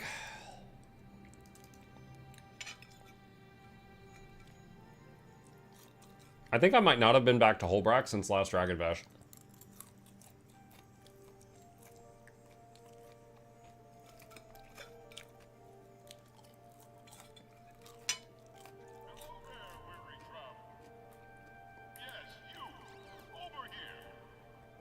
I just remembered a video I made that is, hang on a sec.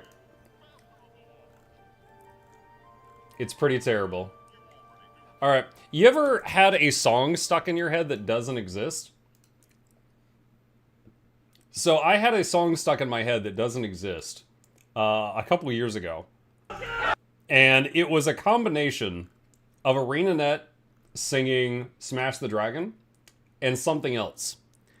And I made this so that I could put it in other people's heads.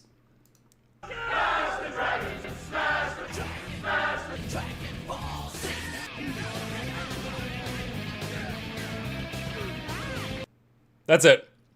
It's 10 seconds long. I uploaded that 5 years ago. And today it is relevant once again.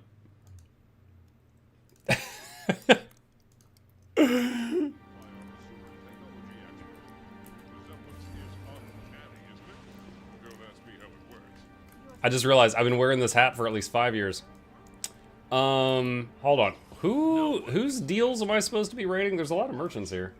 You are a welcome guest. The Dragon Bash weekly vendor. Which one's the weekly vendor? Good hunting. That's Drewbert. Look him.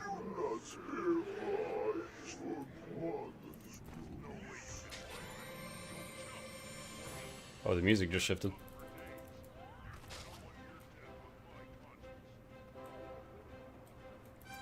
I've got deals you won't believe.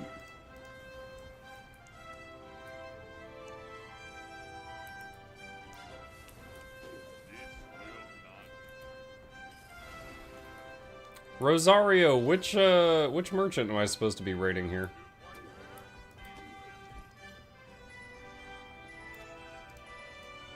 Oh, I think I found him. Alright, what do we got? Trader's Sacred Raven Chest, Trader's Sacred Crystal Chest. Okay, so these appear to have weapon skins. The answers lie hidden around you. Okay, so those are skins, so that's just if you think it's sexy, then it's for you.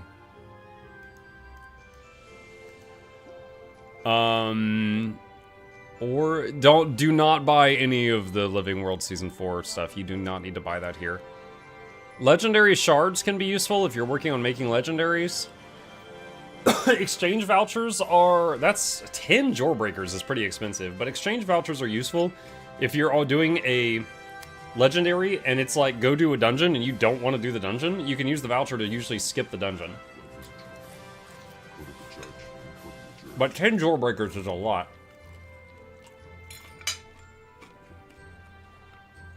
Like, how much is a Jawbreaker right now? Do you need my hammer? 7 gold. So that's 70 gold to skip a dungeon.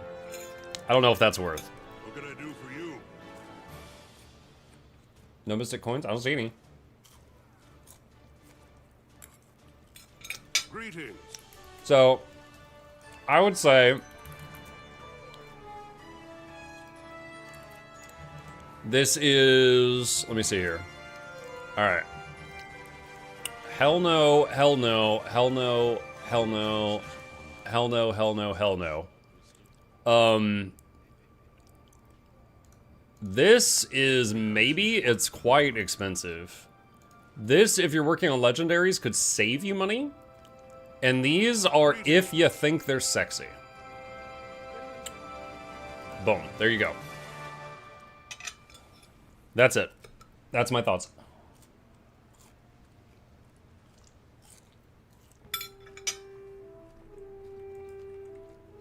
There's a new Friend of Dragons backpack on the prizes merchant.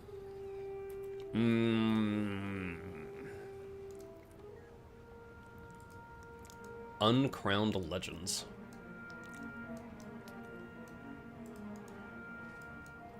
That's a pretty slick looking trident. I pray to the spirits He's like, "Ah." They rarely answer. What can I do for you?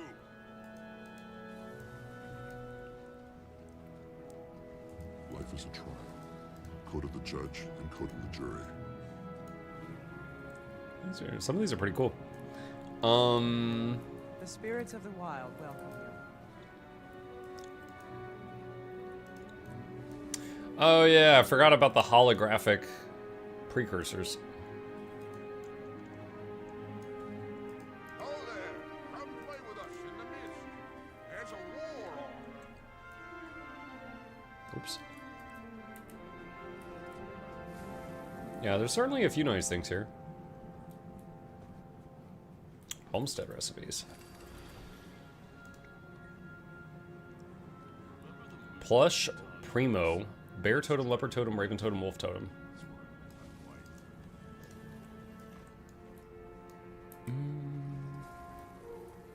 Can you make it in a video format? Now let's get to the point. Get to the point, don't buy this stuff, it's too expensive. Where's the backpack? I'm trying to find the backpack someone said that was here.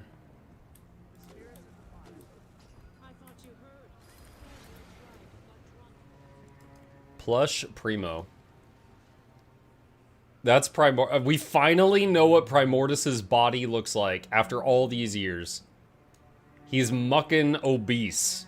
That's why he was keeping his below neck under the ground. He was embarrassed.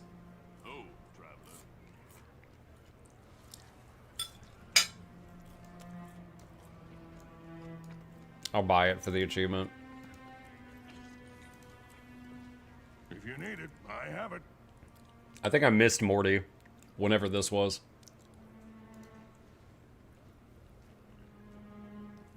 Raven Blessed Visage Box. Oh, this is the Raven hat. I've got deals you won't believe. You can still buy them in the Scroot Cave? Oh. Which holiday was Mordramoth? Like, I don't know which script.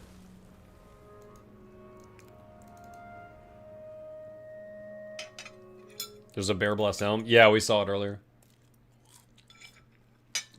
Morty was Lunar New Year. Okay.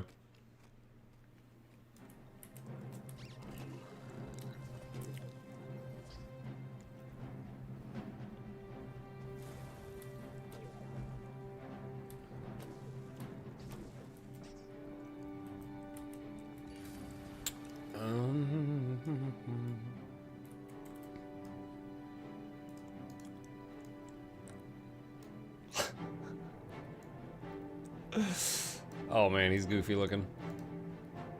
Oh! What? 8 legendary Essence of Luck? What the heck?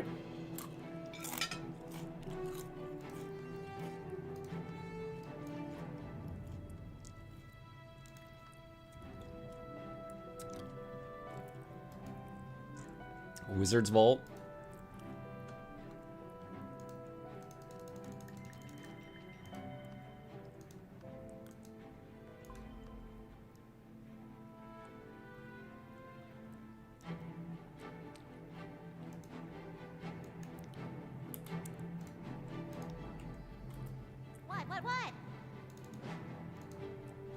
Alright, there we go. I got all of them except Krauk, which is unreleased.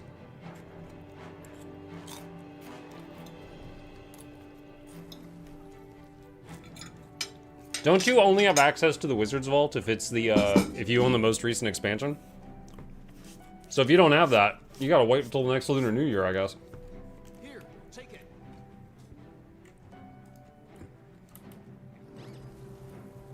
Just some of the stuff.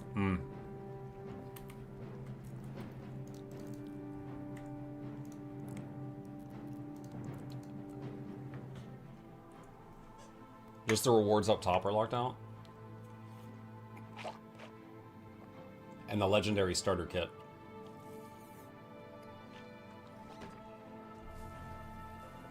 Okay.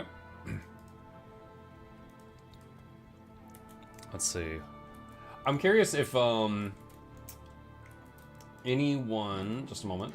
The video that we put up earlier on races and classes, I'm wondering if anyone had some like juicy additional theories. Can I kill the Char without getting canceled like great-great-granddad? Wow! That is a heck of a first comment. All right. It's pin pin pin the comment. Okay. The most unexpected part of this video is that Muck was able to write in a doc file instead of the usual programming text format. Having horses would be kind of funny, like they existed but got extinct for some reason. I really don't think this will be ore. I think there will be either wherever the 6 came from or wherever they went, a semi-clean slate would do well for the franchise. I mean, considering... Now, like, moments after I uploaded the video, this achievement was added to the game, which says do events in ore. So it's like, you know. I hope it's a Guild Wars solo RPG. Game just updated, a new event tied to Summer Games Fest says do events in ore fractal confirmed. Prequel would be interesting, but also put some major limits on what they could do with the story. I disagree, because again, like, as long as it's far enough in the past, again, because like EverQuest 1, EverQuest 2, hundreds of years between them, 32 expansions and 22 expansions. You can still do stuff. As long as you make like a bit of a time gap, you could do stuff. Ore is currently being healed by the Sylvari. Instead of ore in the past, it could be reclaimed ore in the future. Sure. Get on my level and just gaslight people. I don't know what Captain Crapface is telling me to do right now, but I'll just heart the comment. Not playing the game if I can't play Asura. Heart. Give me Char again, I'll be happy. The third Guild War concluded with the Char invasion of Ore. Honestly, I just want improvements on the existing game. I won't play Guild Wars 3. I've dedicated invested too much time, emotions, and money. Okay. Guild Wars 1 died when the players left, but you could still play all the content and beat it thanks to yours NPCs. A lot of Guild Wars 2 metas don't scale down to the number of people available, so when the player base moves on, Guild Wars 2 would die. Imagine trying to go for any legendary finished story that requires you to complete a meta, but there's never enough people to do it. Very much disagree with that. Guild Wars 1 player base did go down. And they did add heroes and stuff, so you could still do group content when you didn't have a group. But I don't think Guild Wars 1 died. They do have a point on the meta, but I also don't think that's going to happen. Like, Guild Wars 2, that, like, you know, if the player base went down, I don't think... Like, she is correct. If there is less of a player base, some metas would be undoable. Correct. But I don't think that's going to happen. What's the text in gray? That's YouTube offering me AI responses. I have never used these except for one single video where we made a game out of it, and I said, I'm only going to answer you with AI. Let's see, you know, ask me the funniest things possible. And basically, you know, scaling is definitely a valid concern for the long-term health of the game. So, yeah, these are AI things I can click on. I don't do that. Usually, if you post a comment on one of my videos and you're contributing to the conversation, even if I, like, you know, may not completely agree with you, I usually just heart the comment so that you know I read your comment. But if I think it's just, like, way out there, like, I think this one's way out there, you know, I might respond or something, but right now I'm just skimming. I don't want Guild Wars 3. Okay. Honestly, if Guild Wars 3 was like Guild Wars 1 with only humans as playable, I have no interest at all playing it. The first response, you're a furry? Like, maybe he wants to play Norn. Maybe he wants to play an Asura, but no, you're a furry? Just immediately. I wasn't done with Guild Wars 2. 8 to 58. Wow, I'm a Guardian Salad main. Why am I being bullied? Guardians, you're out. Salads, you're out. Guardian Salads, you're out twice.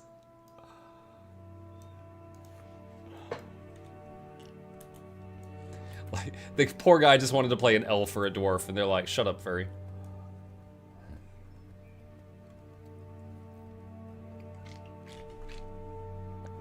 Muck, what's your gut feeling for Friday's announcement? I think it's going to be Guild Wars 3, and you should buy it with my referral link.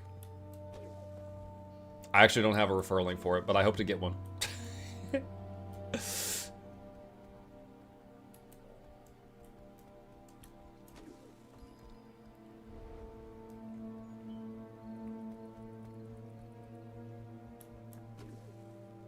You can't have Guild Wars 3 until you finish your salad.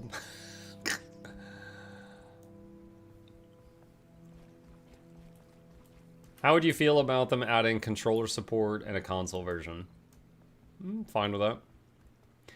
As long as the keyboard and mouse experience doesn't suffer for it.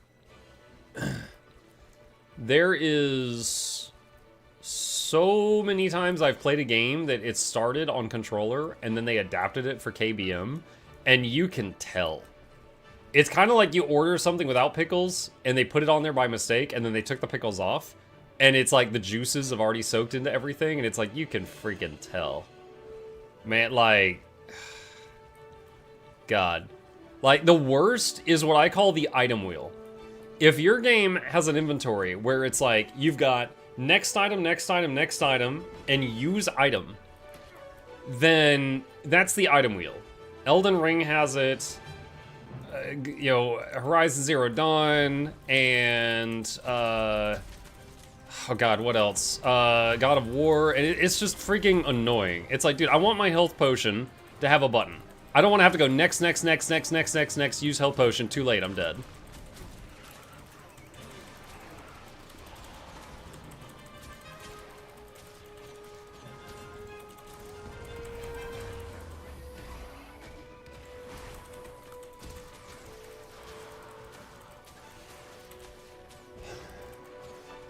So, yeah, like, I want to have a dedicated button on my keyboard for my heal. I don't want to have to go next, next, next, next, next, use heal. You know, things like, or if you hit next one time too many, you're dead. Things like that.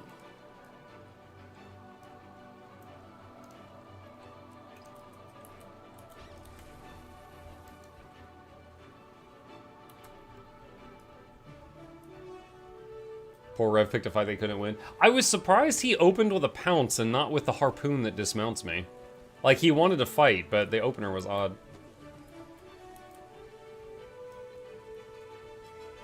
I would set it to a scroll wheel.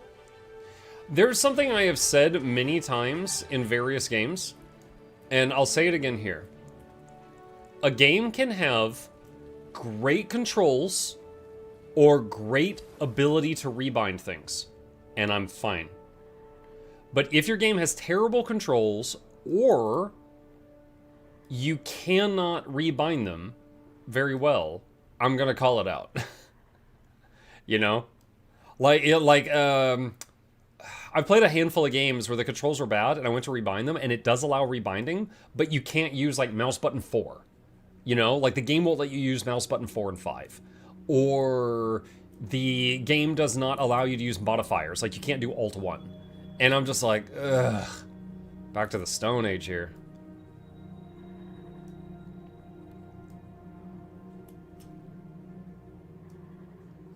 There's a downed enemy in the water over here?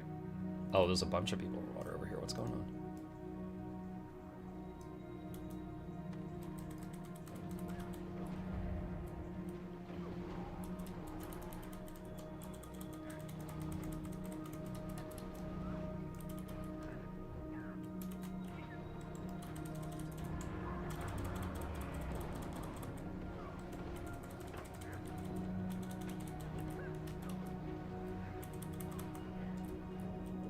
Uh-oh.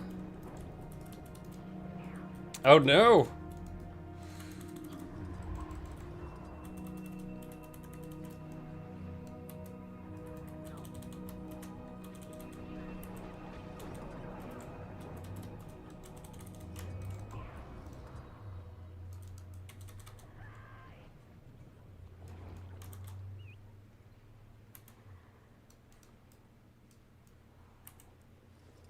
Oh, not good.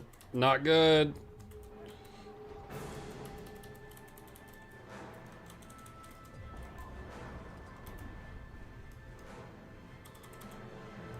What?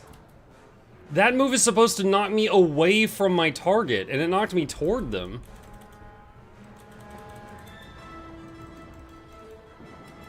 I might die because of that. Yeah. That was really weird. The button I hit is called, it's like Ink Blast or something, and it's like you launch away from the target and you leave a cloud of squid ink and it blinds them, and it launched me backward into them instead of away from them. That was weird. Maybe he pulled you at the same time? I don't know. It looked like the skill went off the way it should, but in the wrong direction. Unless they patched it at some point, you know, recently in the last 5 years, because I don't often get chances to use Ink Blast.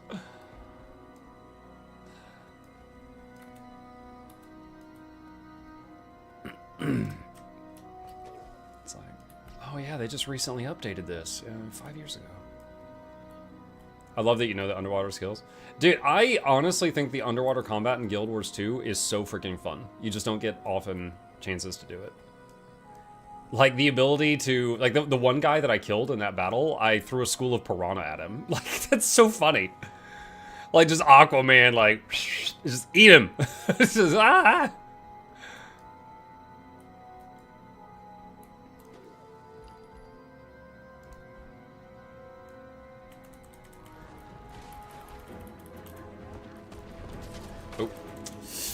Oh. I didn't mean to use that skill. That was a mistake.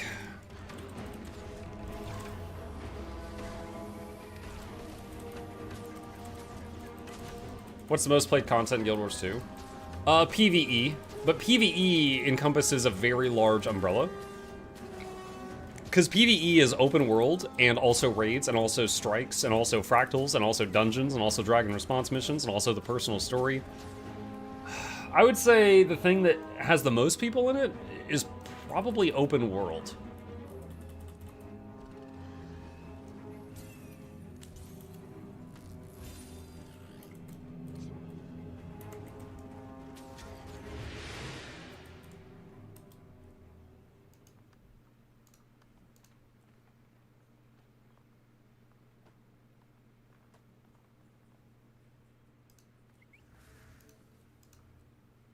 Mixed feelings on the otter for underwater combat.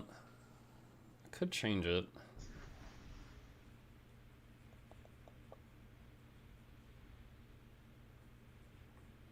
Wait, the shark is 10 seconds of quickness? Huh.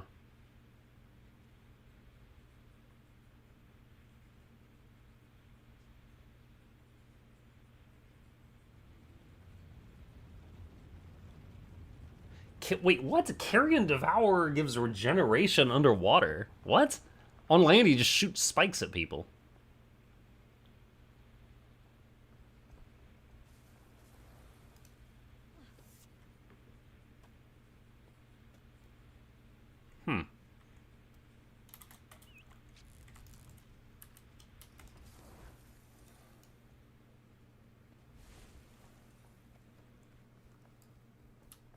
Is RTPS broken? There was a patch today, so your RTPS may be broken, yes.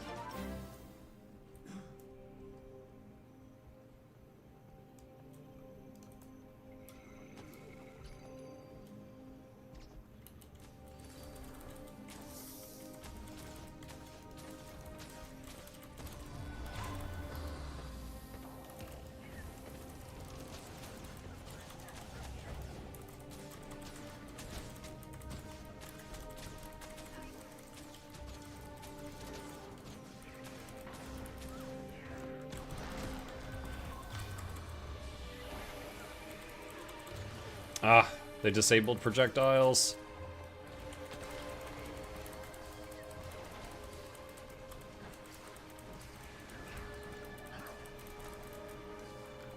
This Guardian is support.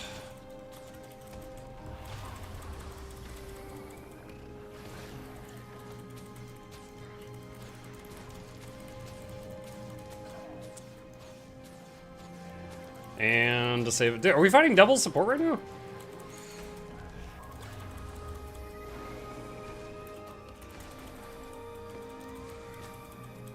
The Tempest keeps turning off projectiles, and the Guardian keeps just doing Guardian things. You know what?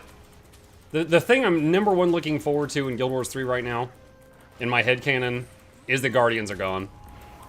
Oh, I cannot wait for them to delete Guardians. Get that out of here.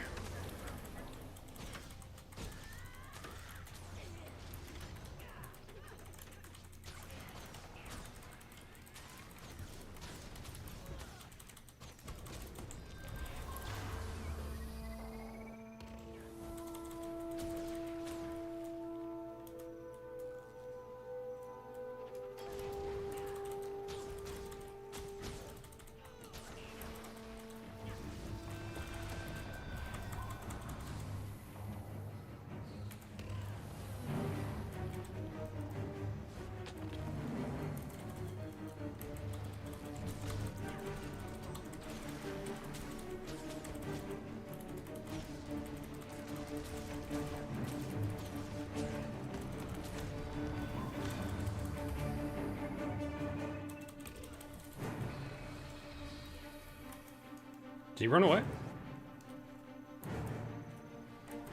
Oh, there he is. He ran to his supports.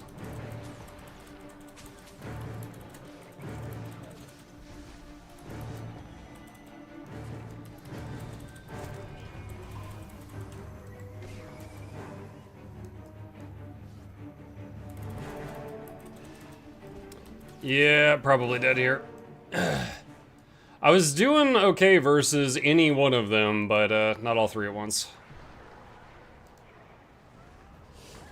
Would you like the hypothetical Guild Wars 3 and underwater combat as bare bones as it is now in 2, or would you rather not have it at all in that case?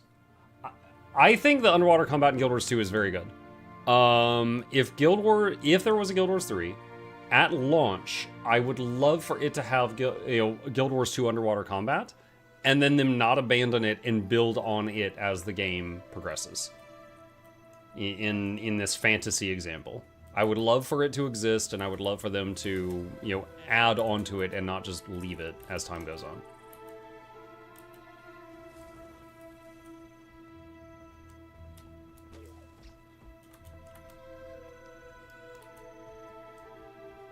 Underwater raid. I've had 2 experiences with massive underwater content in past games I've played. In World of Warcraft, there was Vashir when it came out. And you know what? A lot of people hated it. I loved it.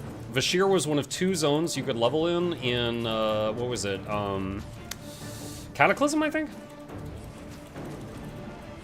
And then after that, the other one was Hyjal. And Vashir, you got a Seahorse mount, which was a, 300% speed increase underwater mount.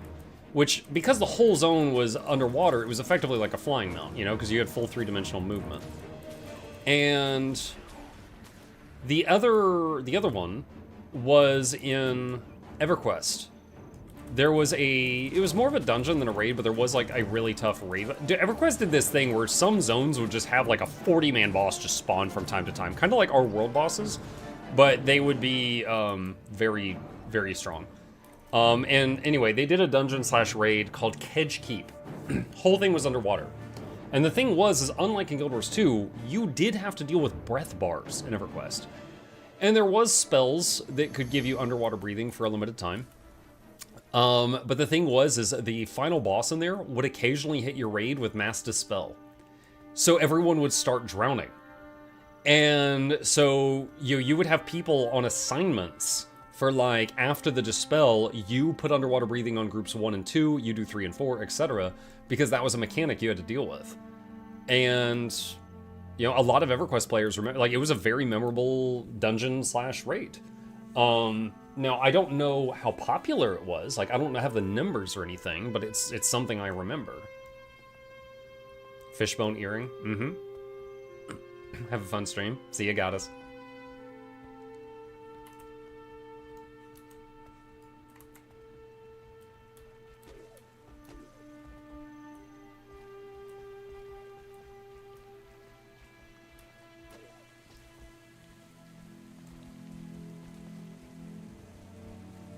Another thing was that boss, if memory serves, his Dispel would hit a certain number of buffs. Let's just say he would dispel 5 things off of you. So another strategy people would do would be to fill their buff bar with nonsense buffs, things you didn't need, to reduce the chance of the important ones getting dispelled. So that was another thing that they did there. So, you would be filling the buff bar with, you'd be giving the warriors a mana regen buff. Just stuff that people didn't need simply because it would reduce the chances of the underwater breathing getting knocked off.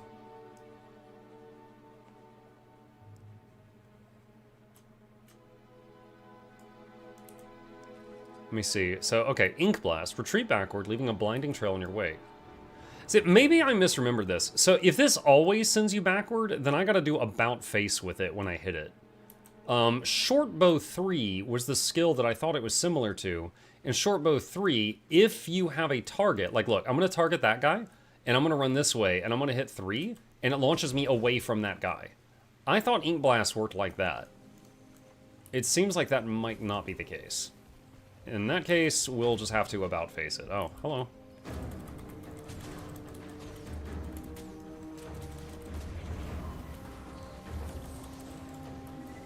Oh, there's a amalgam here too. These are both really strong classes. I don't know if I can beat both of them.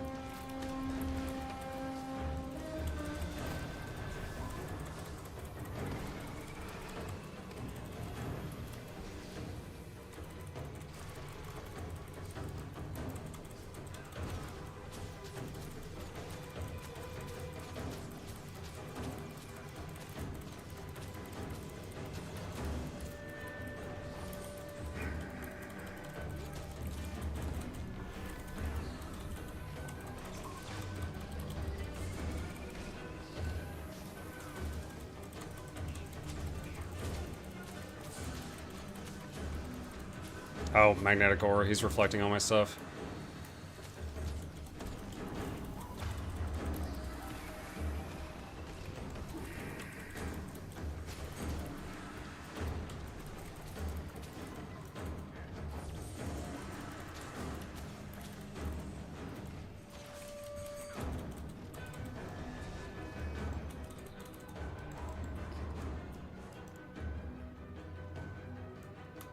Well, I could definitely take on either one of them, but both of them, well, they're both kind of glass cannons.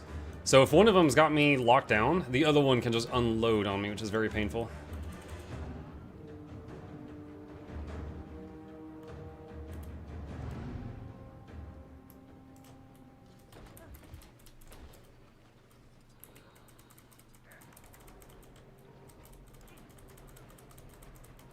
Oh, downstate druid here. Piranhas!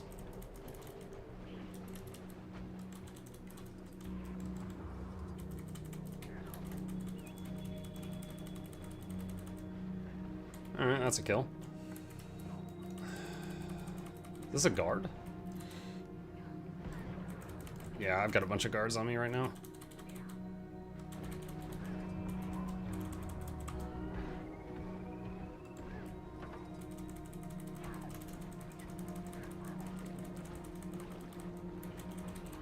Someone's trying to barrage me, but they missed.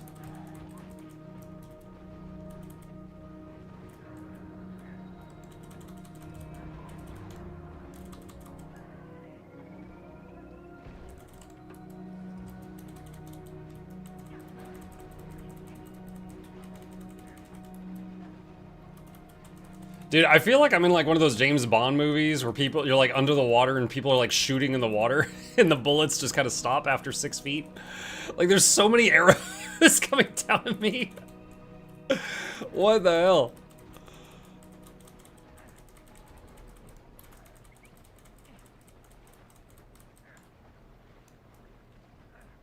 Okay, he's leaving. There's someone on an arrow cart up there that's just unloading on me. Are you heading out at usual time? Yeah, I got a few more minutes. Having fun, but I got a few more minutes.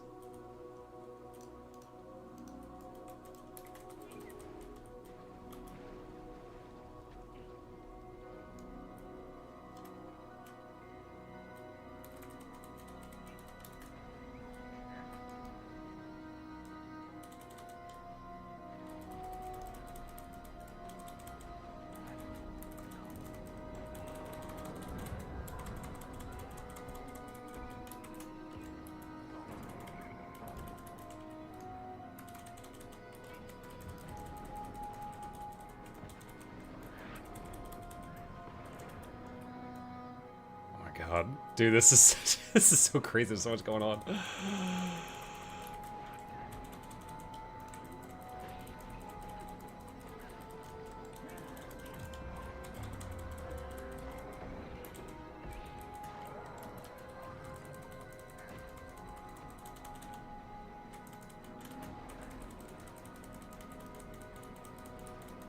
That's not my shark. That's not my shark.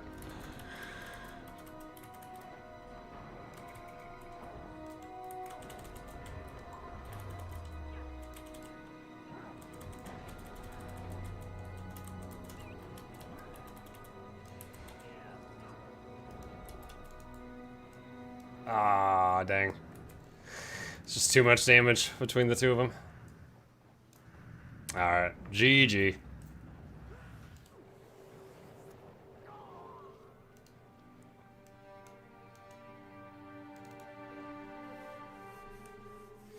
Warby World is one of those times I make sure nothing in mine has particle effects. You can see some folks nearly across the map with them on. Oh yeah? Yeah, I usually like the planar stuff, as you can see right now, but...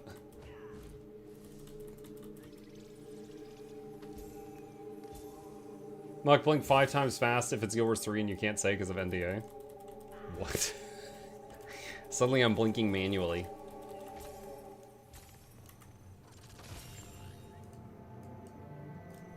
Got some rewards. Boop boop. Alright. Cool. Well, it was fun while it lasted. Alright, chat. With that, I am afraid I am out of time. I gotta wrap it up here. Thank you guys so much for joining me today. I hope you guys had fun this morning. Usual plugs. If you happen to be new to my channel, please hit the follow button if you are here on Twitch, or subscribe if you're here on YouTube. Here's links to both my YouTube channels in the chat right now if you're not already subbed to those. And a special thank you to our dear patrons. They keep this channel alive with their support. I could not do this without their help, and there's a link to that in the chat if you are interested. Shilling complete, I am going to find someone to raid on the Twitch directory just to you know, support somebody else that is in the Guild Wars 2 category. Let me see who is live right now. Let me see who's live right now. Do I know anyone live right now? Good lord. You know what? Rin the Yordle is live. Rin made some of my emotes, including the dancing Mukluk from the dancing video. Hang on a second. Looks like she's doing an art stream. So if any of you are interested in that, stick around. I'll pass you guys over there, but if not, that's okay too. I'll see you guys over there. You guys have a wonderful day, and I will be back later this evening. See ya.